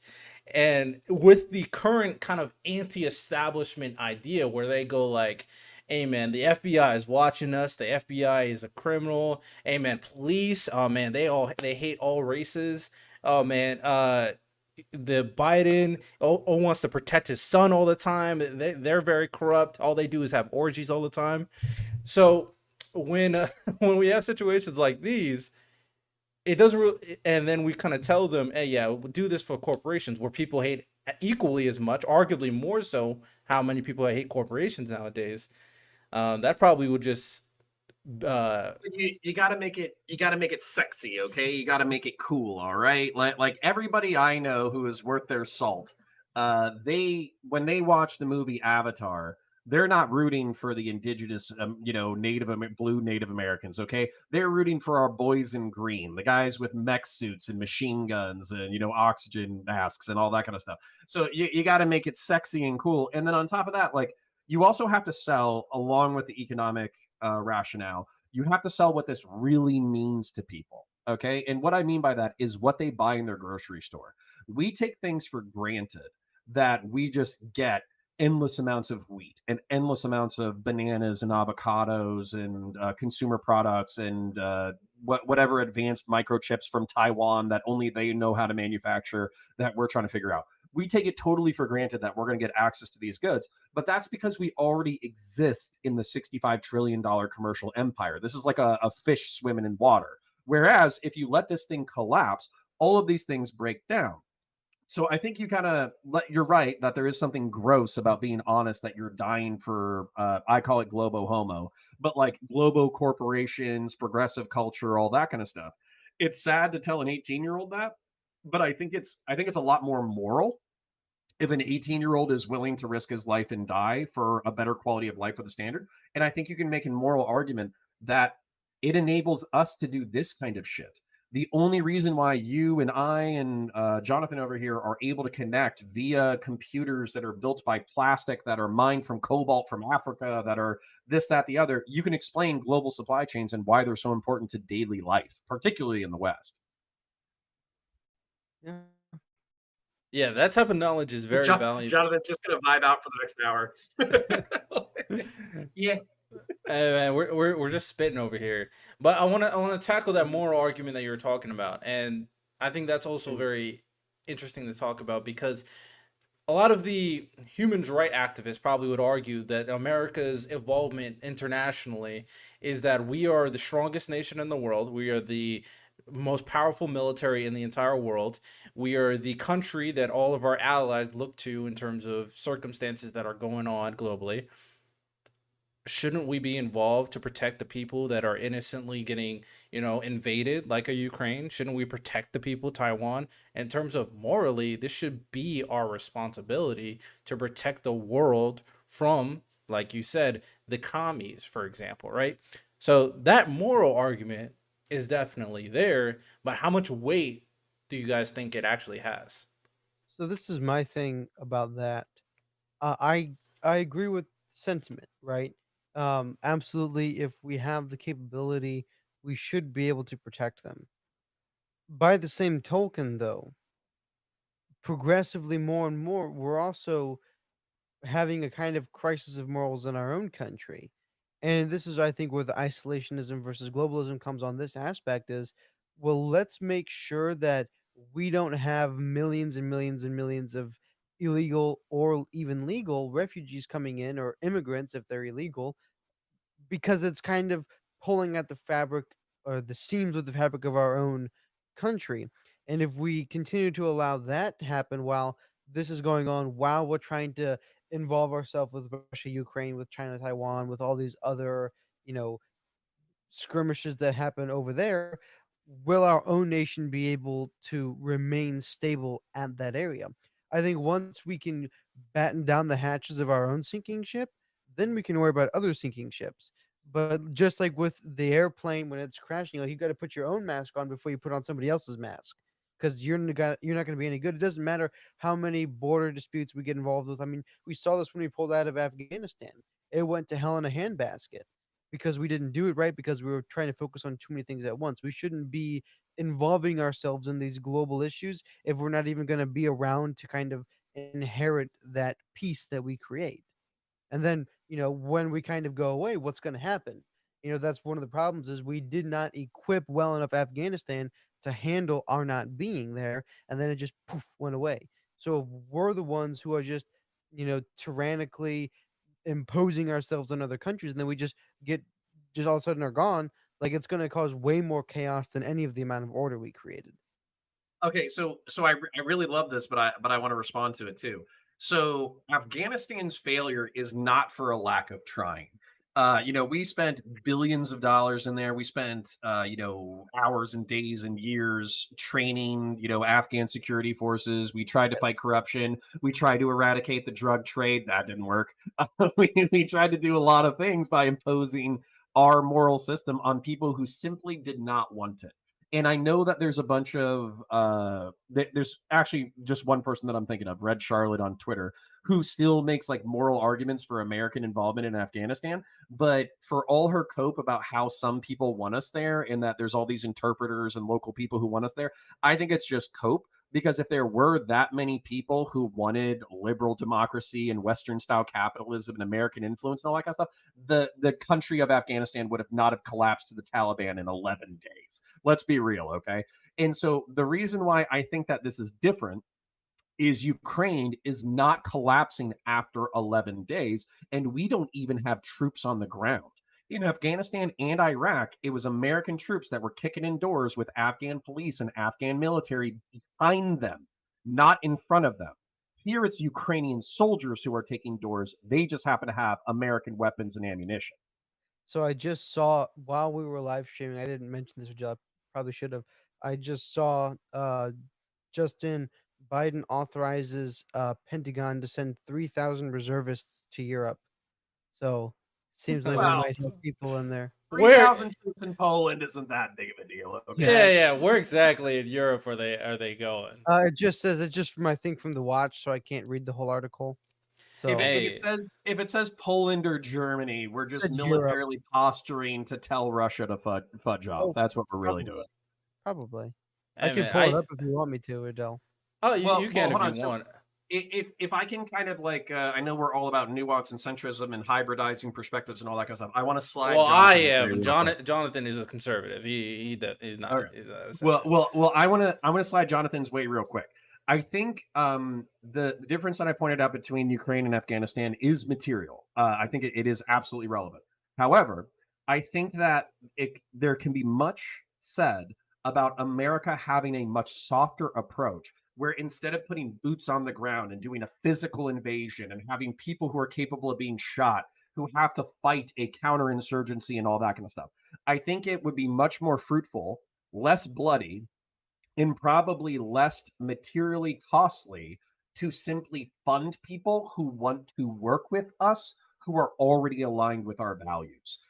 So instead of trying to impose top down, you say, hey, if you want to work with us, you want to provide us material goods, you want to be a part of the EU, you want to be a part of like an international trades agreement, you want to be access to the market, all that kind of stuff, we'll help you, but we will train your security forces and we will give you the weapons and ammunition you need to fight your own conflicts. But ultimately, at the end of the day, it is your responsibility to fight these conflicts. What funny thing is, I definitely align with a lot of that sentiment because when you really think about these situations, especially circumstances like you mentioned earlier, where they don't even want us here, there's really no innate benefit other than trying to adhere to some type of moral value for us to be in that circumstance in the first place. I agree that we should kind of, especially if they are more than willing to adopt the values that we currently possess, then obviously we should not only do what you said, but try to make sure that we're trying to establish a certain type of diplomacy inside that country as well. And that's why the situation with Ukraine is so interesting, especially now they're trying to join NATO. Is it seems like they're trying to work towards having a more Western value system. It seems Eh, like they're really well, you don't believe in Zelensky adopting it? Well, we'll have to see. no. We'll have to see. But from the surface, it does seem like he's They trying to do something like that. And then we're here doing what you're saying. We're not putting boots on the ground, or we're trying to help. But once it reaches a pinnacle where it seems like, okay, now Ukraine seems like they're about to lose, what should America do then? Well, I don't think they're going to. I think what's realistic, at least from what I can tell, passively consuming information on the Ukrainian conflict, they're not going to lose Western Ukraine. They're not going to lose Lviv or Kiev or however the fuck you pronounce it. They're not going to lose Kherson. They're not going to lose any of that kind of stuff. That's all going to stay in Ukrainian hands. When it comes to Donetsk and Luhansk, I don't think they're going to take it back because one, they have to fight through Russian regular forces, and then two, there's a strong chance that they would have to fight an insurgency against militias that were sympathetic to Russia. That's a nightmare, and they shouldn't engage in it because that's basically what we did in Iraq and Afghanistan. And counterinsurgency work is a nightmare. Nobody should want to actively engage in it. But that being said, I think Russia could retain Donetsk, Luhansk, and Crimea, and then Ukraine could take down or take the area of Zaporozhia, which is basically the land bridge between like Donetsk and Crimea. And if they take that area back, I think it's actually it's morally imperative that the United States go to Ukraine and say, "This is as good as it's going to get. We will support you going into the EU. We will support you going into NATO, but you need to sue for peace. This is as good as it's going to get. Give Russia Ukraine, or excuse me, Ukraine should give Donetsk, Luhansk, and Crimea to Russia. Call it a day. This is the best deal we're going to get. And then if you're not going to take that deal, we're going to stop giving you so many weapons and bullets and money." If Biden is willing to He kind of doesn't. make that aggressive proposition to Zelensky. I'm He not doesn't have sure. the appendage for that. He said, Well, "Oh, but apparently there's ultranationalists in Ukraine who wouldn't go for that, but I'm pretty sure that they can be brought to the table really easily when they stop receiving bullets and F-16s and missiles and communications gear and artillery and HIMARS rockets. I That's a think one that's of a the lot of problems. leverage. I think this is one of the issues with that, and I like I haven't read up a whole lot on like the whole strategy that's being taken place, but I don't think it behooves America if they want that kind of solution. if they just keep sending money, if they keep sending armaments, if they keep sending all these things, Ukraine has no motivation to sue for peace.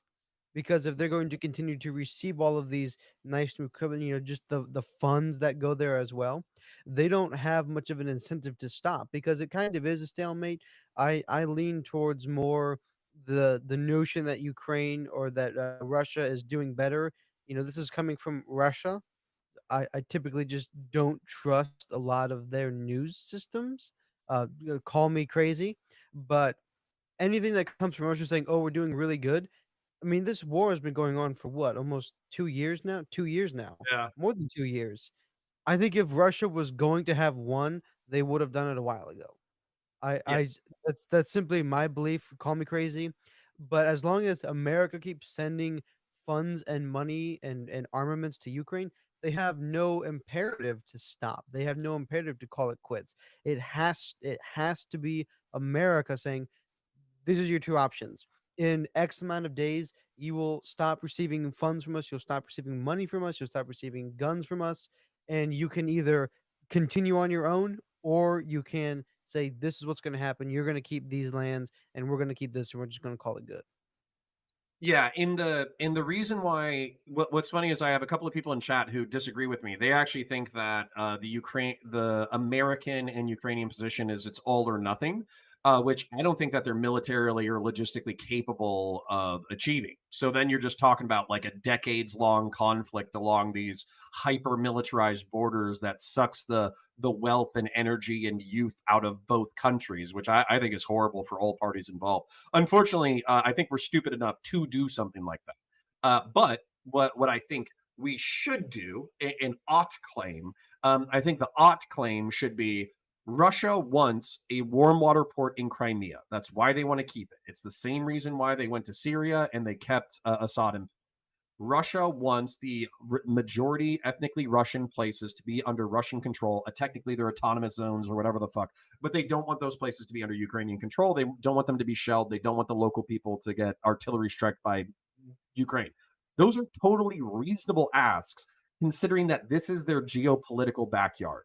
This is the equivalent of like Russia coming to Cuba and then us not being willing to give up like Guantanamo Bay in order to get peace. Like we need to have kind of realistic expectations of what's militarily possible and what's good for everybody. And I think this is where um, the hyper globalist anti-human perspective would be let's just feed Ukrainians into a meat grinder in order to sabotage Russia so the rest of the world can do well.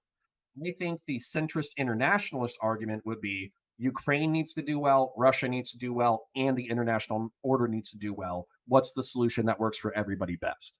Yeah, I agree with that, especially I mean, does am I wrong in the assumption that Ukraine still provides a large, if not the most amount of grain?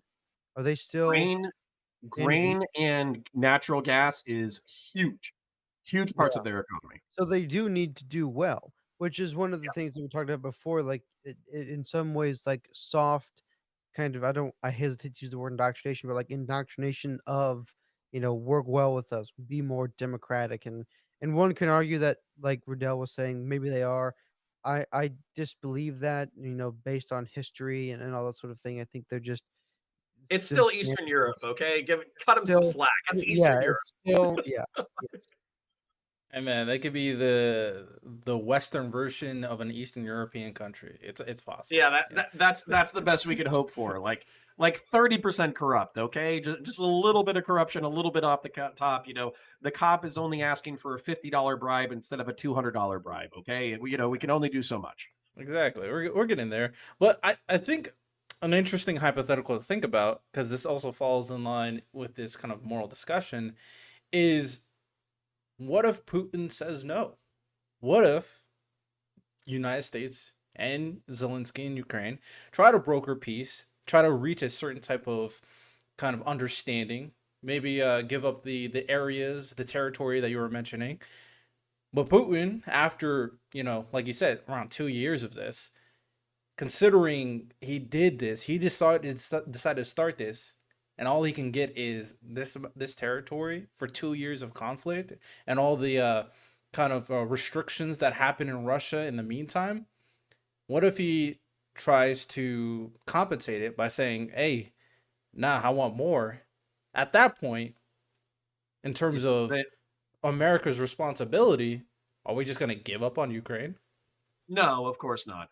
What we're gonna do is we're gonna force Russia to feed their generational youth into a high technology meat grinder. Russian conscripts armed with SKS rifles and soft body armor and ammunition that's rotting outside of their pouches and all that kind of stuff. They can get artillery striked by rockets that are capable of hitting the ass hair on a spider. That's just the way that it is, and that's unfortunate. I don't want that to happen to Russia's youth. I actually think it's a cultural and historical crime that Europe and Russia have been so opposed for so long. I don't think there's really any logical divide between these cultures that couldn't be bridged by some, reaching out and understanding. But the truth is, if Vladimir wants to double down, then he can double down into some HIMARS rockets. What do you Well, think, Jonathan? I'm very so curious on your opinion about this. so out of just the latter part of his statement first, I think Russia, for all of its saying that the USSR has collapsed, is really not. They're still a pretty communist nation, I think, ideologically, and I do think America and the Western belief system, and this is, I think, part of the reason why we would say this as Americans is that we can bridge the gap, right? America, the West, and communism. But communism inherently cannot exist in a world in which the West lives, which is where the ideological tension comes for so long, an unbridgeable gap. Because the West can exist in a world in which communism does, but not vice versa. It doesn't go the other way around, which is why there will, as long as communism exists, there will be ideologically opposed to the West. As for what happens if Putin says, "No, I want more," I think there's a prudential matter, and then, the prudential matter is the one that you said Connor, right? Connor pointed out, and, they do provide us a lot of natural gas. There's a lot of, grain to be given there, so maybe we should consider that, but the problem would be the risk of more than just the United States getting involved at that point. Then we're looking at a potentially another, maybe Europe would jump in. And then if they jumped in, maybe Ukraine or maybe Russia would get somebody to side in. I'm looking, I have a map pointing at me. So if we got involved, chances are, probably Great Britain may or may not get involved. Maybe parts of other Europe would get involved.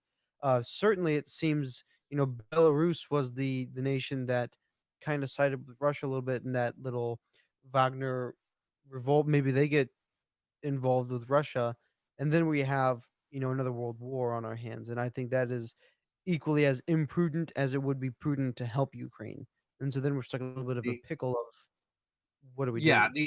but here's this thing is, I really wish that conservatives in particular would kind of debate like far leftists, kind of like the people that I spend time with, Vosh, Demon Mama. I'm trying to think of some of the tankies, but Hakeem or God help me. I'm trying to think of some other ones, but basically, there's a bunch of leftists, and they have a very theological approach to socialism and communism, and by that I mean like they're indoctrinated. They believe in it. It's very visceral. It's very well defined.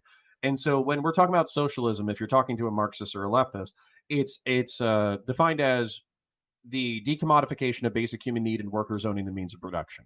So basically, human needs are taken care of, and then on top of that, the workers control everything. Now, the thing is, when you look at the Soviet Russia or Maoist China, what really happened was the state said, "Vest the power in us, and we will make sure that everyone is taken care of." As far as I understand history, they never achieved the Marxist definition of socialism, let alone communism. Which, if I understand communism from a leftist frame, is like a moneyless, stateless, classless society. That's how they define it.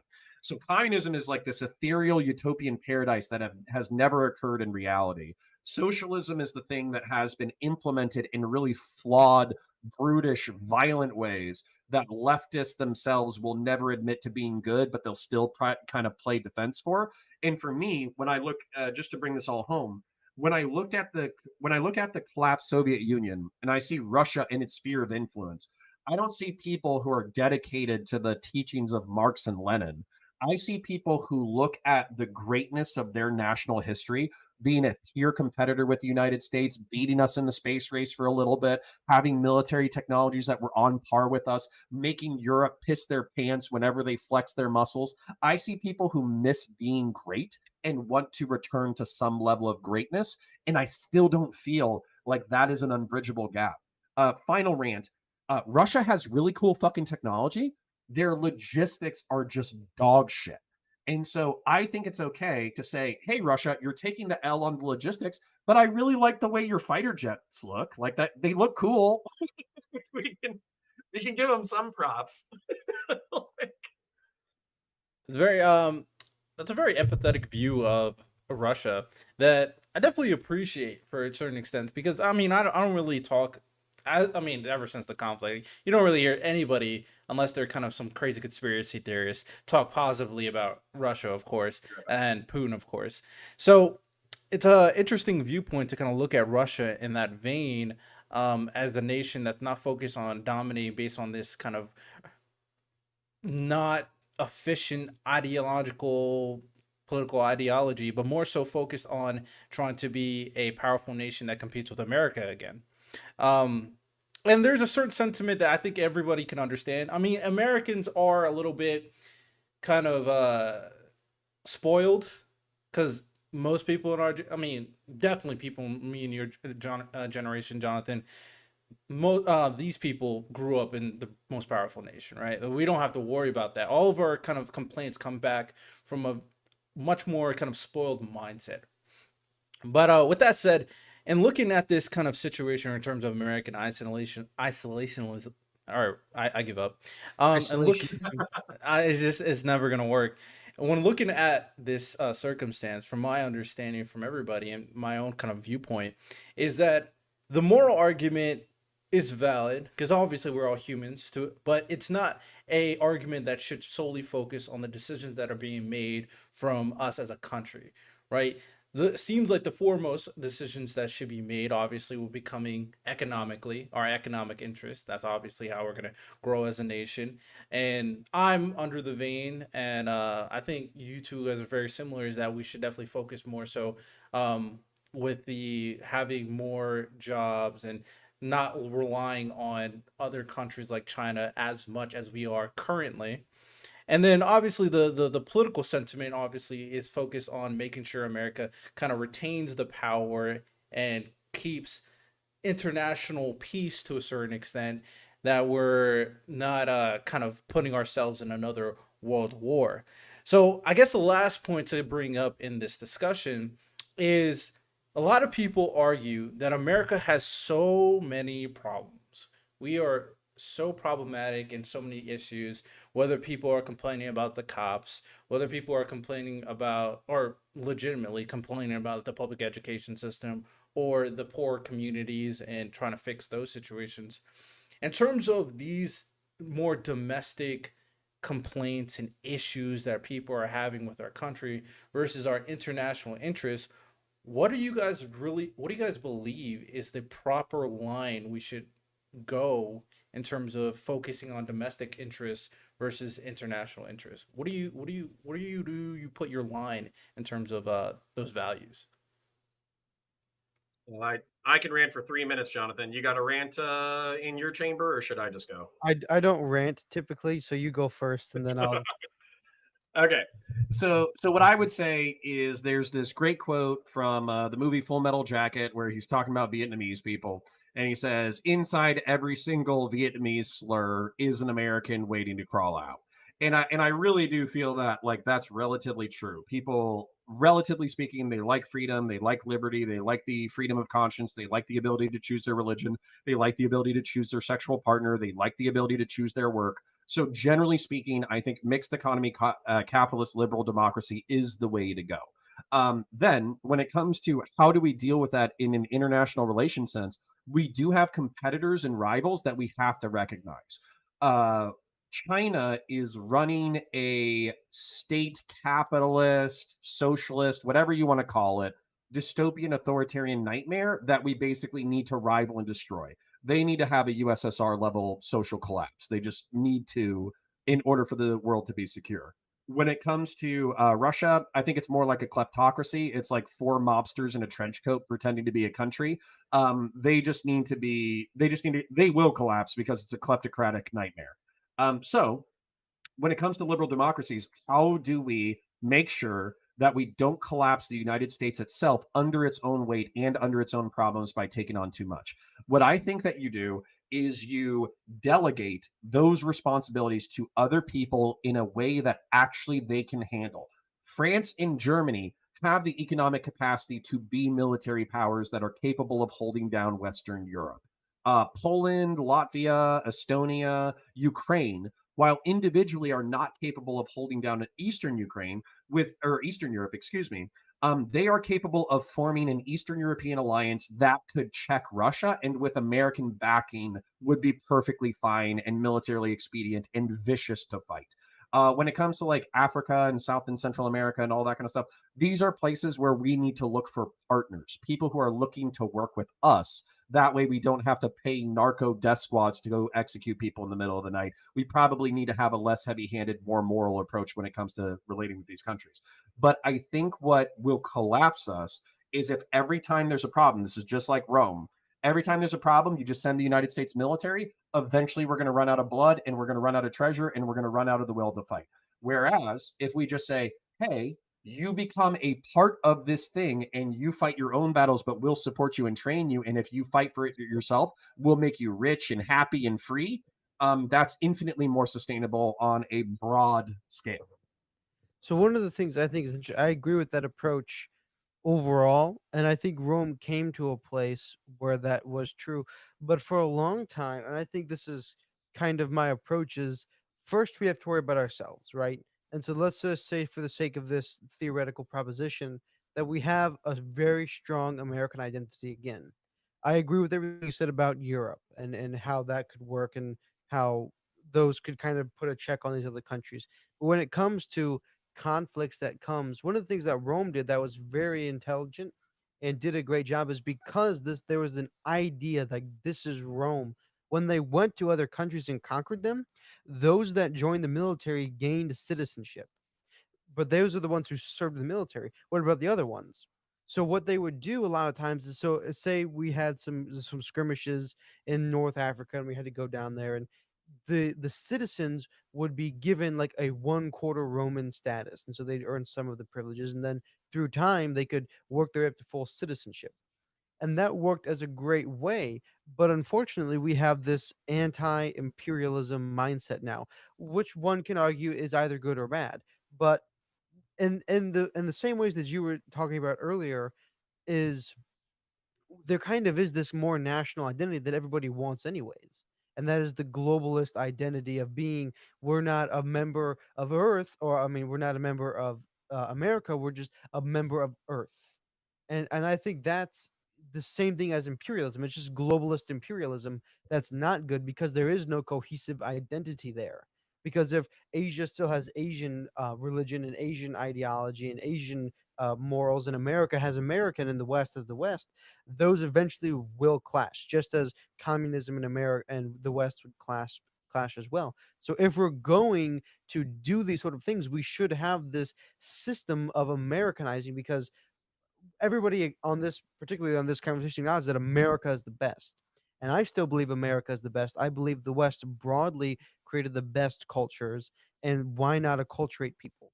I don't think we should force people per se, but if I'm going to put my interests in North Africa in a skirmish there in Ukraine, you better darn believe I want to get something out of it. I'm not a charity. Nations can't be charities, in my Okay, opinion. so So I did rant. you There you you go. said Do no, you got no, no. You said something wildly important, and I think that this is actually probably the main thing that differentiates me from leftist liberals or progressives. So I think that there has to be like mandated, or else we will collapse, an American identity. And what I think that is because we have Indian Americans, we have Native American Americans, we have white Americans, we've got Anglo Americans, Celt Americans, Black Americans, Hispanic Americans. We got so many different kinds of people who are citizens of the United States that we can't just say, oh, yeah, this is a European descended idea that speaks English and it's realistically, it belongs to the English and the Germans and the Celts, but it doesn't belong to anybody else. They're just second class citizens that we tolerate in our system. That can't be the way that it works, or else a majority of the people who participate in the system are not going to have any kind of buy-in into it. So what I boiled down the American identity to, because I think that fundamentally it is like liberal republicanism, it's the right of free speech and freedom of conscience, the ability to articulate your ideas in public without fear of the government stepping on you. That's like one of the most principled things that is American. The second one is the right to self defense, up to and including against a tyrannical government. I think that's another fundamental cornerstone of the concept of liberty and an American conception of liberty, where if the government turns against you and starts murdering people, it's not even like kind of like a moral thing that you take on begrudgingly. Americans face that with enthusiasm. They're like, oh, there's a tyrannical government, let's go shoot them in the face. Like that's like part of the American zeitgeist. And then finally, what I would say is it's a limited government. And I don't mean limited government in the sense of scale. Like you could have a big American government or a small American government. What I mean is a government that actually tries to follow its own rules that are set out for it within republicanism. Balance of power, the judiciary being independent of the executive branch, the executive branch having checks on its power through the pocketbooks of the Congress, all that kind of stuff. All of those conceptions of having the rule of law kind of govern the society and then respecting that overarching principle, I think is fundamentally American. And so if we lose, I think these are like the three cornerstones as far as I can identify them in the Constitution.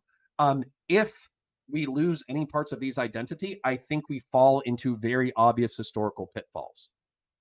I'm glad you brought that up because legit, my question after Jonathan was going to be focusing on something like that, and you can elaborate a little bit more if you want to, but it was going to focus on the question on what is more valuable, America establishing that national identity, or America establishing a foreign image that all other countries respect.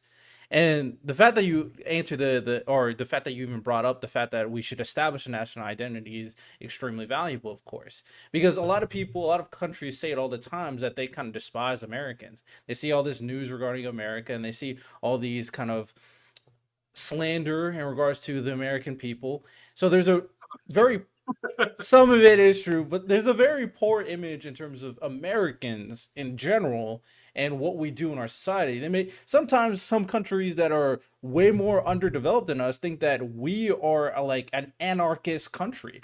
And it's kind of a crazy thing, but some countries actually think this.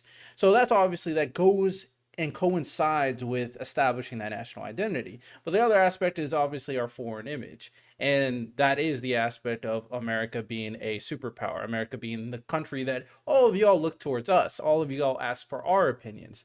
So if you want to elaborate, you can, Connor. Jonathan, you can go as well. What is more important, our foreign image or our national identity? Yeah, I view these concepts as inextricably linked, and I actually think that part of our identity crisis is leading to our foreign appearance falling apart. So we have like ideals and ideology and internal and external propaganda and all that kind of stuff. But what happens is we haven't fundamentally, defined what it is to be an American, and then we're creating like 30,000 different narratives about what it is to be an American without any sense of coherence.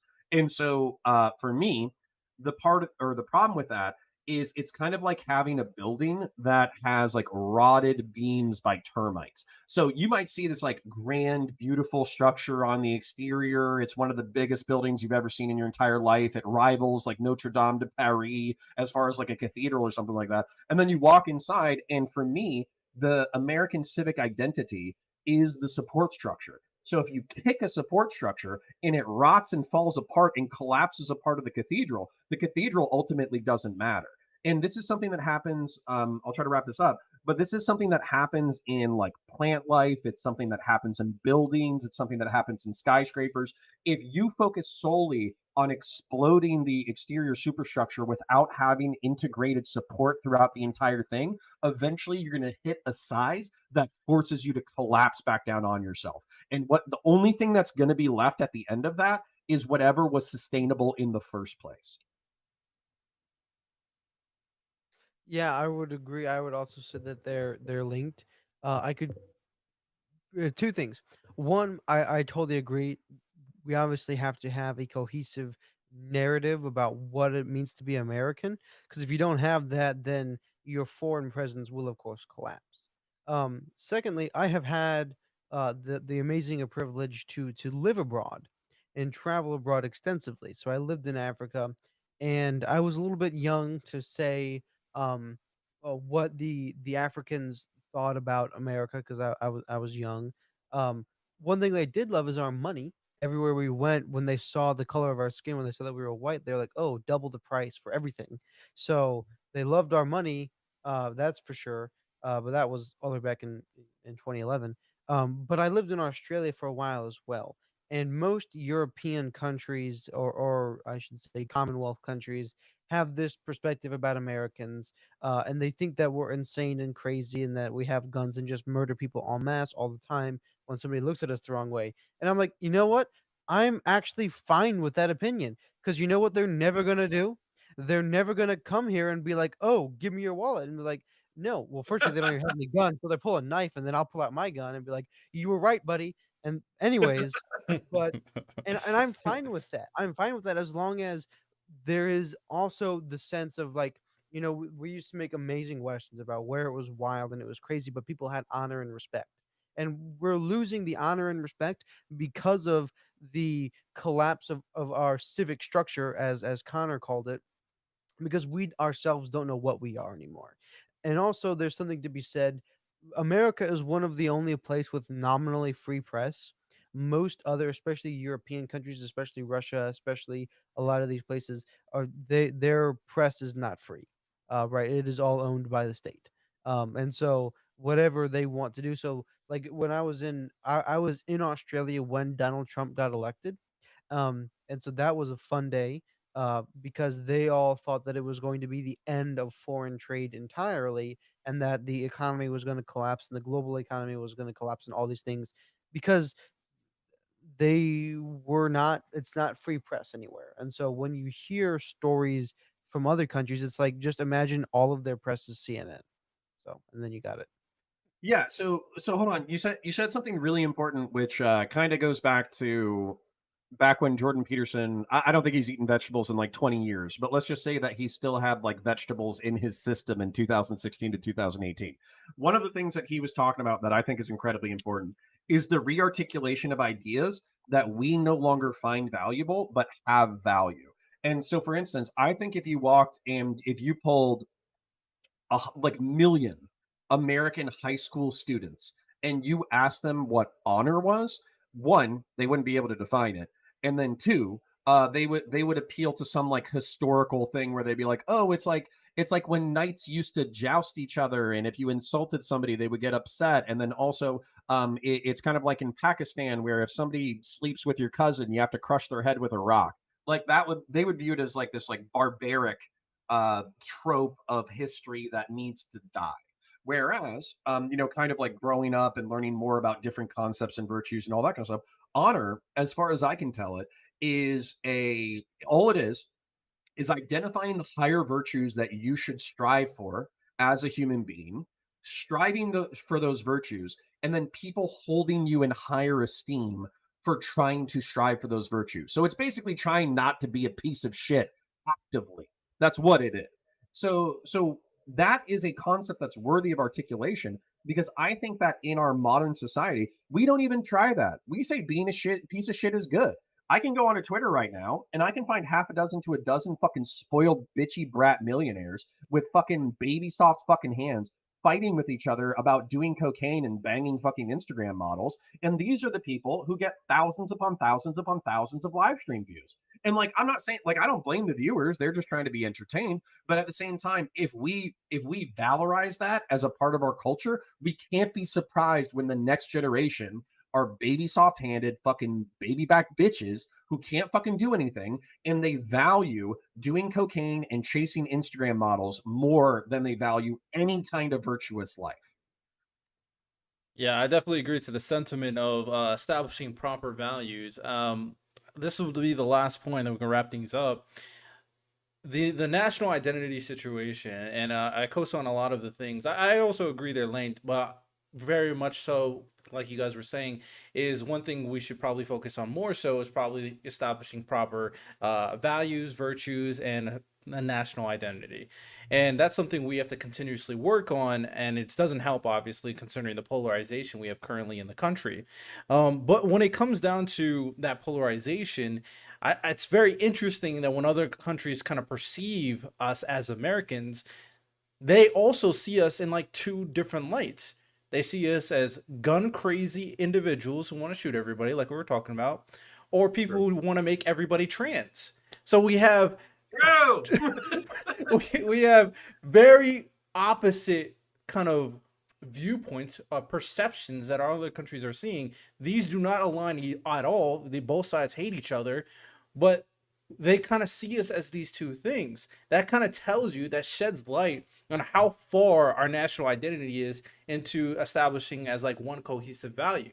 So it'll be, in order to do what you're saying, in order to kind of establish these type of values, I do think one step, like Connor was saying, is really centering on virtues that we all agree with, even though some lefties kind of don't like guns. They want to take away everybody's guns. So even that one is kind of hard.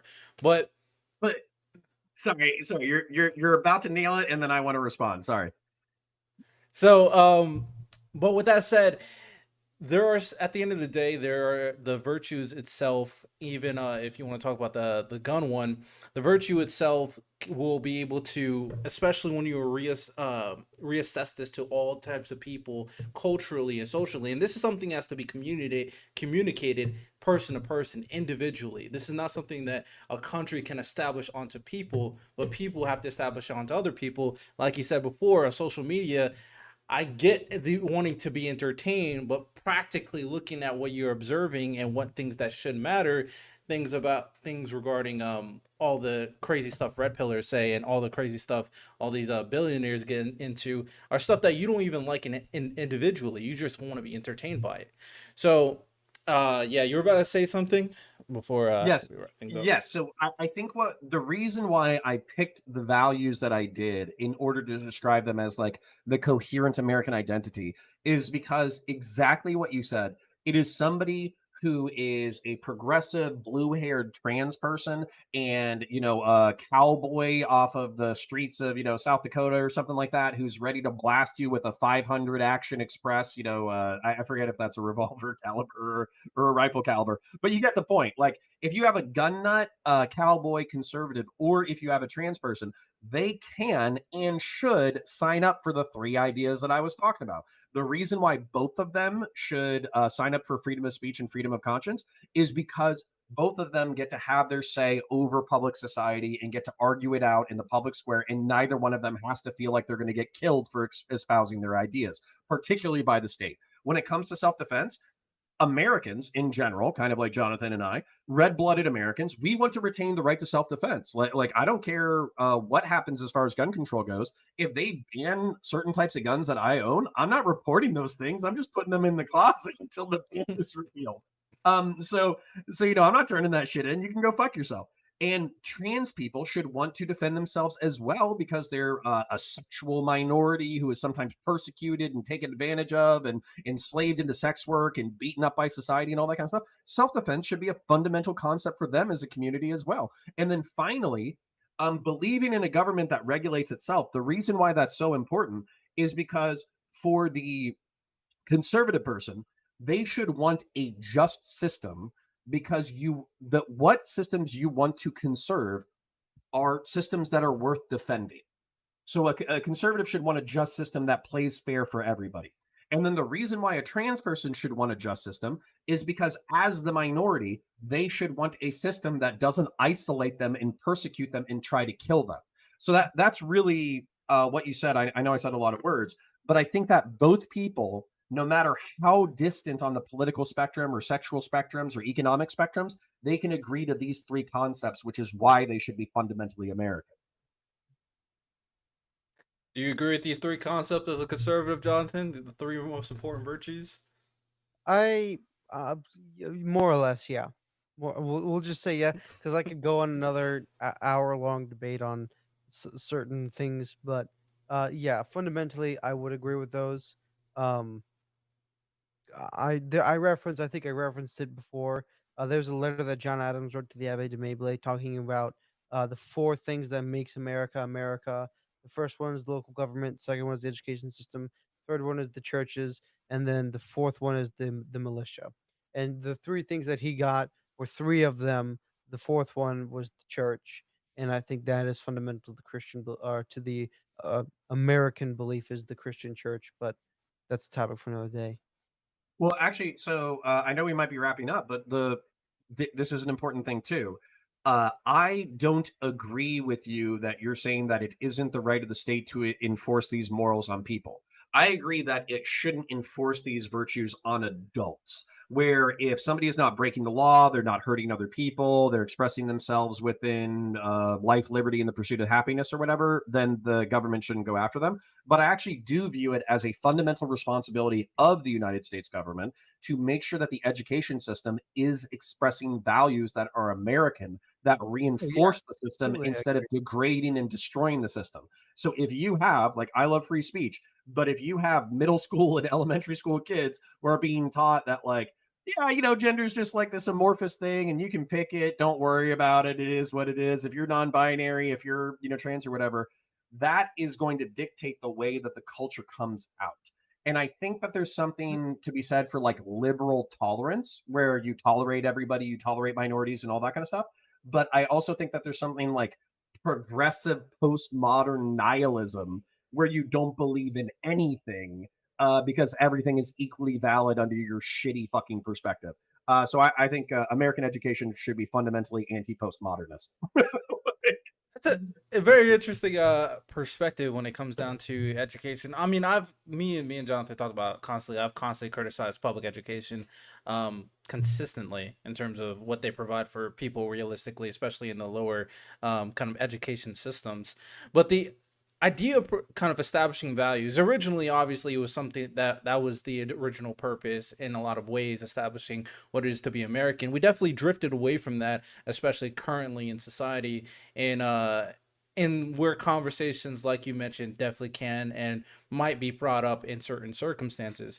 um I think ideally, I definitely would agree that a state can have that type of responsibility, especially if we have the proper, like you said, checks on the government, making sure that they're adhering to values that the people themselves set.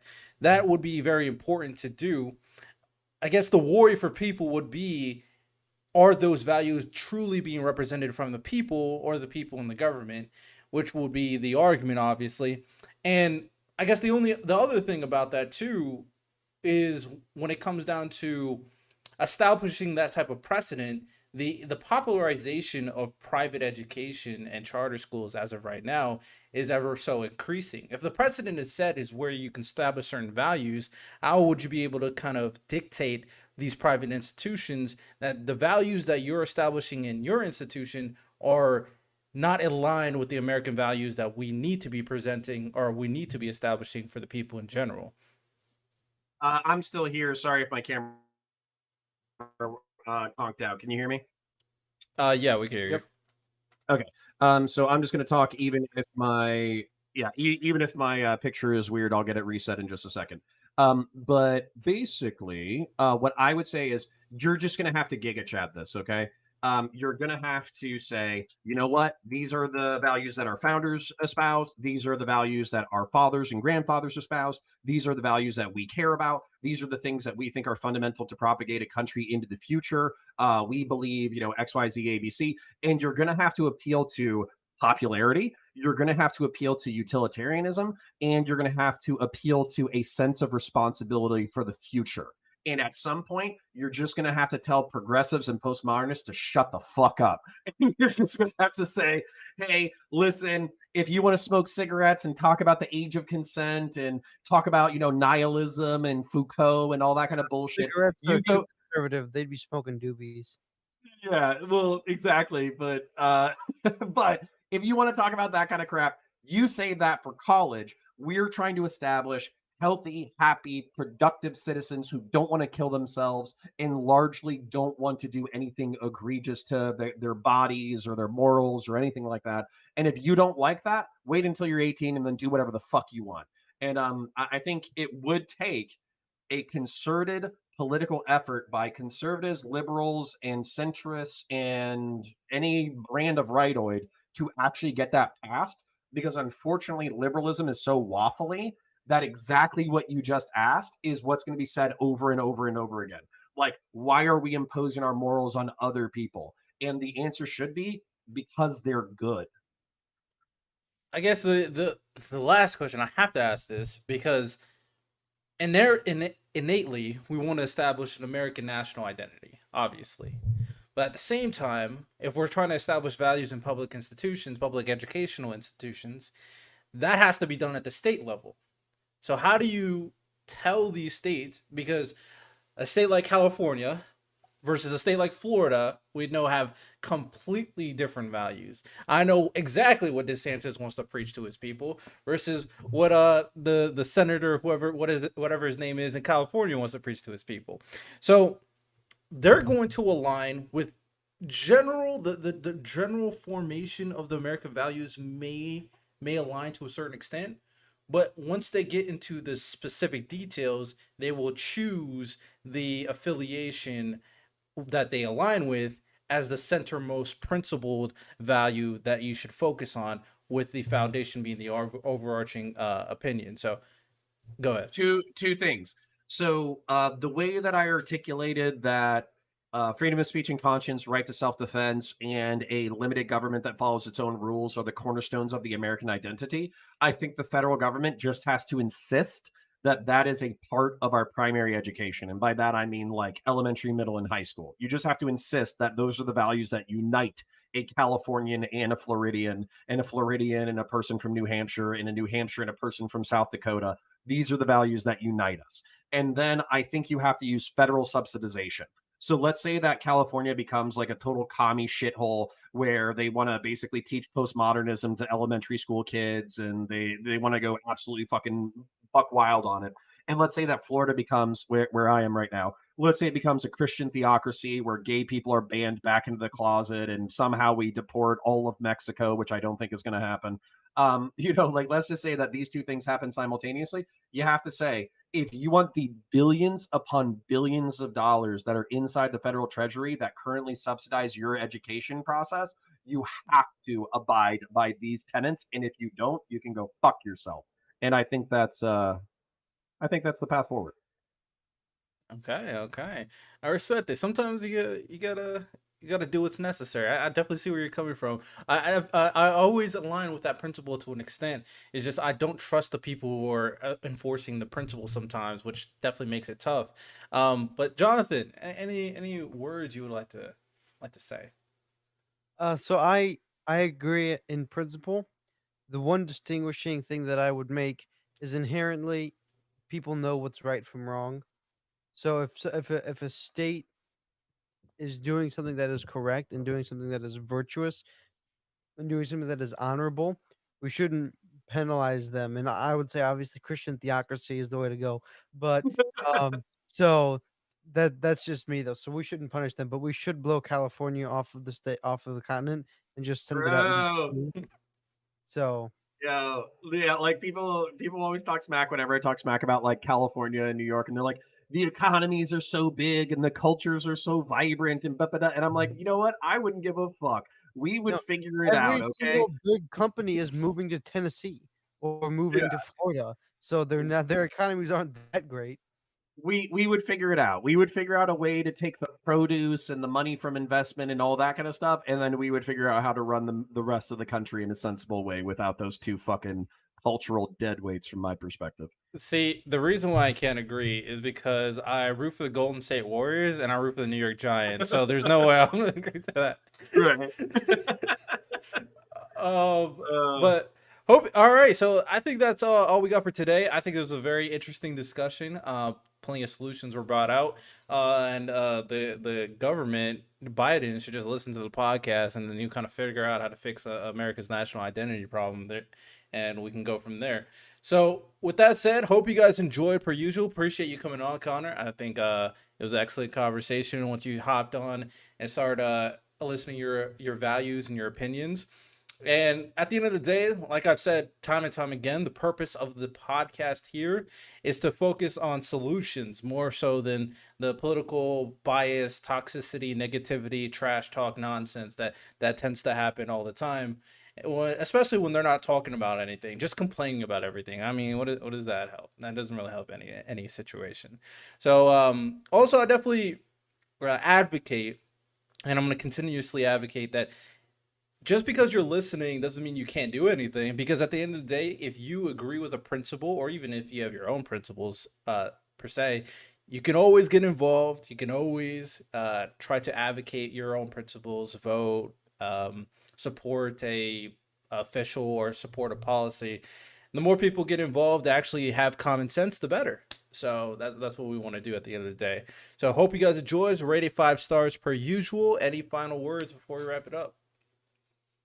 Yeah, so if you're into science fiction or science fantasy and violence, my primary channel is about the fun and fantastic and grimdark universe of Warhammer 40,000. So if you like fully automatic machine guns that fire 75 caliber bullets that explode into alien torsos, then go ahead and check out my main channel. It's doing pretty well. I released a video today that's doing pretty good, so go ahead and check that out. And then if you want more political centrist hot takes, then go ahead and check out my second channel. It's linked in the description, called Counterpoints Coliseum. And then if you want to check out just like an essay where, similar to how I just ranted for like 3 minutes at a time over and over again, you just want a solid 15 to 20 minute rant about a particular subject, check out my third channel. It's an essay channel, and that's where I do that. And then what I would say is, if there's any millionaire or billionaire centrists, it seems like all of them are progressive, or all of them are uber conservative or anarcho-capitalist. If we can find any millionaire or billionaire centrist, I am very cheap.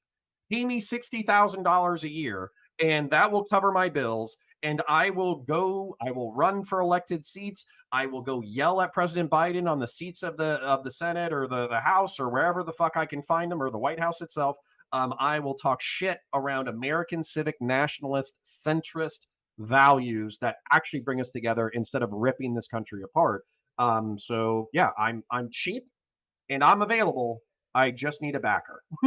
So, Yeah, I respect that. I'm definitely not old enough to do any of that, but I will support him doing that. I'll watch and go like, oh, finally someone asking some good questions. That's great. That's great. There we go.